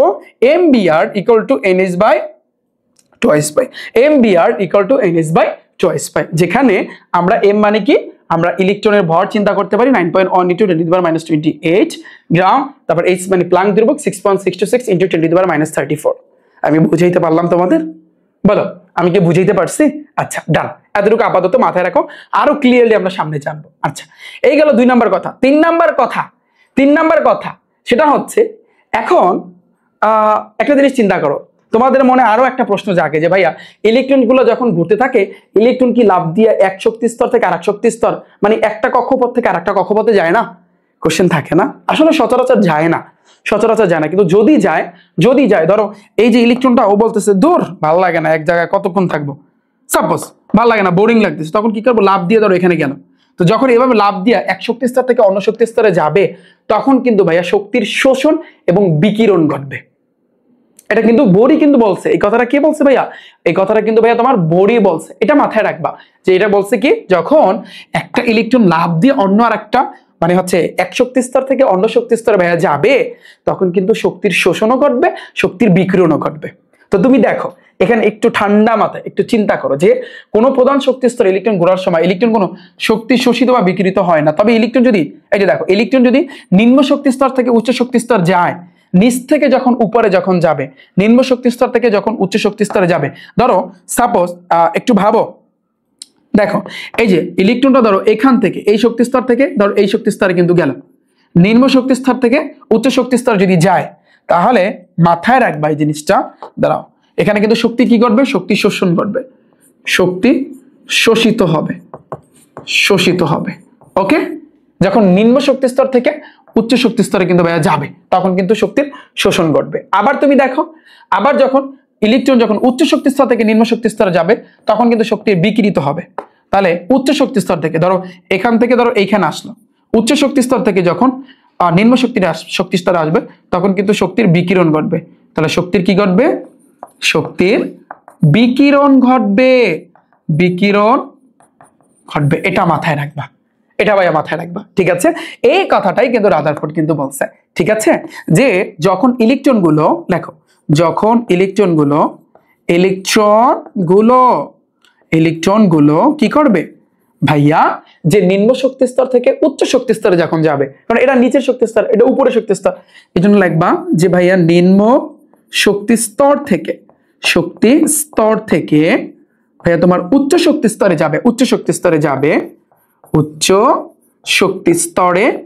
যাবে, ঠিক আছে, যখন ইলেকট্রন গুলা নিম্ন শক্তি স্তর থেকে উচ্চ শক্তি স্তরে যাবে, তখন কিন্তু শক্তি শোষিত হবে, তখন শক্তি কি হবে, শোষিত হবে, এটা মাথায় রাখবা। এবং ভাইয়া, এবং যখন উচ্চ শক্তি স্তর থেকে নিম্ন শক্তি স্তরে যখন আসবে, এবং ইলেকট্রন গুলো যখন উচ্চ শক্তি স্তর থেকে নিম্ন শক্তি স্তরে আসবে, শক্তি স্তরে কি করবে, আসবে, তখন কি হবে, শক্তির কি ঘটবে ভাইয়া, শক্তির বিকিরণ ঘটবে, তখন শক্তির বিকিরণ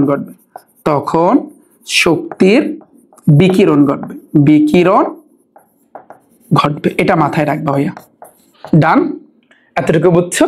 যখন কি করবে, আমি আবারও বলতেছি, নিম্ন শক্তি স্তর থেকে যখন উচ্চ শক্তি স্তরে যাবে, তখন কিন্তু শক্তি শোষিত হবে, এবং উচ্চ শক্তি স্তর থেকে যখন নিম্ন শক্তি স্তরে আসবে, তখন কিন্তু শক্তির বিকিরণ ঘটবে। এই কথাটা কিন্তু বিজ্ঞানী বোর কিন্তু বলছে। এবং তখন এই শক্তির শোষণ এবং বিকিরণের জন্য একটা সূত্র দিছে, H nu = hc/λ। এই সূত্রটা হচ্ছে কি, যে H nu = hc/λ। ওকে, এই জিনিসটা কিন্তু মাথায় রাখবা, এটা আসলে বি টাইপের, বি ক্যাটাগরি, H nu আমরা বলি এটাকে, বা ভিউ বলতে পারো, কোনো অসুবিধা নাই, =hc/λ। এটা হচ্ছে কিন্তু নিচেরটা কি, ল্যামডা। এই সি মানে কি বলতো, সি হইছে আলোর বেগ, আলোর একটা বেগ আছে, এই আলোর বেগটা আপাতত মাথায় রাখো, 3 × 10⁸ মিটার/সেকেন্ড। এটা হচ্ছে কিন্তু আলোর বেগ, 3 × 10⁸ মিটার/সেকেন্ড। আর ভি বা আমরা কিন্তু নিউ বলতে পারি শোষিত বা বিকিরিত শক্তির কম্পাঙ্ক, এটাকে আমরা বলতে পারি, এটা হচ্ছে ভি এর মতো যেটা দেখতে, এটাকে আমরা বলতে পারি ভাই কম্পাঙ্ক বলতে পারি। ঠিক আছে, এরপরে দেখো ল্যামডা হচ্ছে কিন্তু তোমার তরঙ্গ দৈর্ঘ্য। এই যে ল্যামডা, এটাকে বলা হয় ল্যামডা, যেটাকে আমরা বলবো বাংলায় তরঙ্গ দৈর্ঘ্য। বুঝাইতে পারলাম আমি? বুঝাইতে পারছি আমি? আচ্ছা, এখন শোনো, এখানে আরেকটা লাইন আছে, সবচেয়ে ইম্পর্টেন্ট একটা লাইন, সেটা হচ্ছে কি, এইখানে খেয়াল করো, ইলেকট্রন যখন উচ্চ শক্তি স্তর থেকে নিম্ন শক্তি স্তরে আসবে তখন আলোর মানে বিকিরণ করে, তখন তাকে প্রিজমের মধ্যে দিয়ে প্রবেশ করলে পারমাণবিক বর্ণালী সৃষ্টি হয়। এটা কি বলছে? উচ্চ শক্তি স্তর থেকে নিম্ন শক্তি স্তরে যাবার সময়। তুমি একটু চিন্তা করো ভাইয়া, আমরা জানি যদি ভাইয়া ইলেকট্রন কি করে, যদি ভাইয়া ইলেকট্রন উচ্চ শক্তি স্তর থেকে নিম্ন শক্তি স্তরে আসে তখন কিন্তু একটা আলোর বিকিরণ হয়, বা তখন কিন্তু কি হয়, আলোর বিকিরণ করে না। এই আলোর বিকিরণটাকে জাস্ট এইটাকে একটা প্রিজম আছে। ফর এক্সাম্পল, আমি যদি একটু গুগল মামার কাছে গিয়া, বা তুমি সার্চ দিতে পারো গুগল মামার কাছে গিয়ে যে ভাইয়া লেখবা কি, লেখবা প্রিজম লিখে সার্চ দাও, তাহলে সবচেয়ে বেটার হবে। যে ভাইয়া প্রিজম, যে প্রিজম লিখে আমি কিন্তু সার্চ দিচ্ছি, দাঁড়াও ওয়েট, আমি প্রিজম লিখে সার্চ দিলাম। এখন তুমি দেখো এই যে প্রিজমটা, একটু ভালো করে দেখো। এইখানে ইন্টারেস্টিং যে পয়েন্টটা ভাইয়া, সেটা হচ্ছে কি জানো, সেটা হচ্ছে বিজ্ঞানী বোর, আসলে বোর সবারই আসলে অবদান আছে। রাদারফোর্ড বলো আর বোর বলো, যার কথাই বলো না কেন, সবারই কিন্তু ভাইয়া অবদান আছে। ওয়েট ওয়েট ওয়েট, আচ্ছা দাঁড়াও একটু আমি দেখাচ্ছি, হ্যাঁ তোমাদেরকে দেখাচ্ছি। এই যে দেখতে পাচ্ছ ভাইয়া, এই যে দেখতে পাচ্ছ, এটার নাম কি? এটার নাম হচ্ছে কিন্তু প্রিজম। তো এই যে বোর বললাম না, সবারই কিন্তু একটা ভাইয়া অবদান আছে। তো বোর যেটা বলছে, যে কথাটা বলেছে ভাইয়া, সেটা হচ্ছে যখন ইলেকট্রনটা এই উপরের শক্তি স্তর থেকে এই শক্তি স্তরে যখন আসবে নিম্ন শক্তি স্তরে, তখন কিন্তু তোমার শক্তির বিকিরণ ঘটবে, ঠিক আছে। এবং এই যে শক্তির বিকিরণটা তুমি যদি ভাইয়া এই যে প্রিজমের ভিতর দিয়ে পাস করো, তখন কিন্তু দেখবা কত কালারের দেখো বর্ণ পাবা। এই জিনিসটাই কিন্তু ভাইয়া লেখা আছে, বিষয়টা আমি বুঝতে পারছি। সো ওই লাইনটা কিন্তু সবচেয়ে ইম্পর্টেন্ট, যে এখান থেকে আলোটা ফেলছে, জাস্ট এখান থেকে আলোটা ফেলছে, দেখো বিভিন্ন কালারে কিন্তু তোমার আলো বের হয়েছে, এটার নাম হচ্ছে কিন্তু ভাইয়া প্রিজম। তো এই জন্য ভাইয়া একটু ঠান্ডা মাথায় তুমি চিন্তা করো, এখানে কিন্তু স্পষ্ট লেখা যে উচ্চ শক্তি স্তর থেকে নিম্ন শক্তি স্তরে যাবার সময় যে আলো বিকিরণটা করে, তাকে প্রিজমের মধ্যে দিয়ে প্রবেশ করলে পারমাণবিক বর্ণালী কিন্তু সৃষ্টি হবে। তো তুমি দেখো এখানে কিন্তু পারমাণবিক বর্ণালী কিন্তু সৃষ্টি হয়েছে, রাইট? আমি আশা করি তোমরা সবাই এতটুকু বুঝছো। শোনো, তাহলে আজকের ক্লাসটা অনেকটা লম্বা হয়েছে, তো আমাদের আরো অনেকগুলা টপিক আছে। আমরা এবার বলবা যে ভাইয়া এই বোর্ডের সীমাবদ্ধতা আছে, তারপর সাফল্য আছে। সো যাই থাকুক ওগুলো একটু তোমরা পড়ে নিবা, বোর্ডের সাফল্য আর সীমাবদ্ধতা একটু তোমরা দুই একটা লাইন পড়বা, তাহলে কিন্তু পারবা। আমরা নেক্সট ক্লাসে পরমাণু শক্তি স্তর ইলেকট্রন বিন্যাস, আমি তো বুঝছিলাম একটা ক্লাসে পারবো, বাট এত ইনফরমেশন যে আসলে এক ক্লাসে কোনোভাবেই সম্ভব না। তো নেক্সট ক্লাসে আমি কিন্তু এগুলো নিয়ে তোমাদের সাথে আলোচনা করবো। আজকের ক্লাসটা এখানেই। আর ভাইয়া দেখা হচ্ছে, আর যারা রিফাত ভাইয়া টাইপ ভিত্তিক বেসিক সিকিউ এবং হচ্ছে কিন্তু এই যে one shot MCQ one shot CQ ব্যাচে যারা ভর্তি হতে চাও, তোমরা কিন্তু ভর্তি হইতে পারো। ভর্তি হওয়ার সিস্টেম আমি তোমাদেরকে বুঝাই দিচ্ছি, এবং কি কি পড়াবো আমি আশা করি তোমরা সবাই বুঝতে পেরেছো। সেরা কোর্সে এখনই ভর্তি হয়ে যাও। তাহলে দেখা হচ্ছে কিন্তু ভাইয়ারা তোমাদের সাথে নেক্সট ক্লাসে, পরবর্তী ক্লাসে। সাথেই থাকো ভাইয়া রিফাত একাডেমি ইউটিউব চ্যানেল এবং ফেসবুক পেজে। আল্লাহ হাফেজ।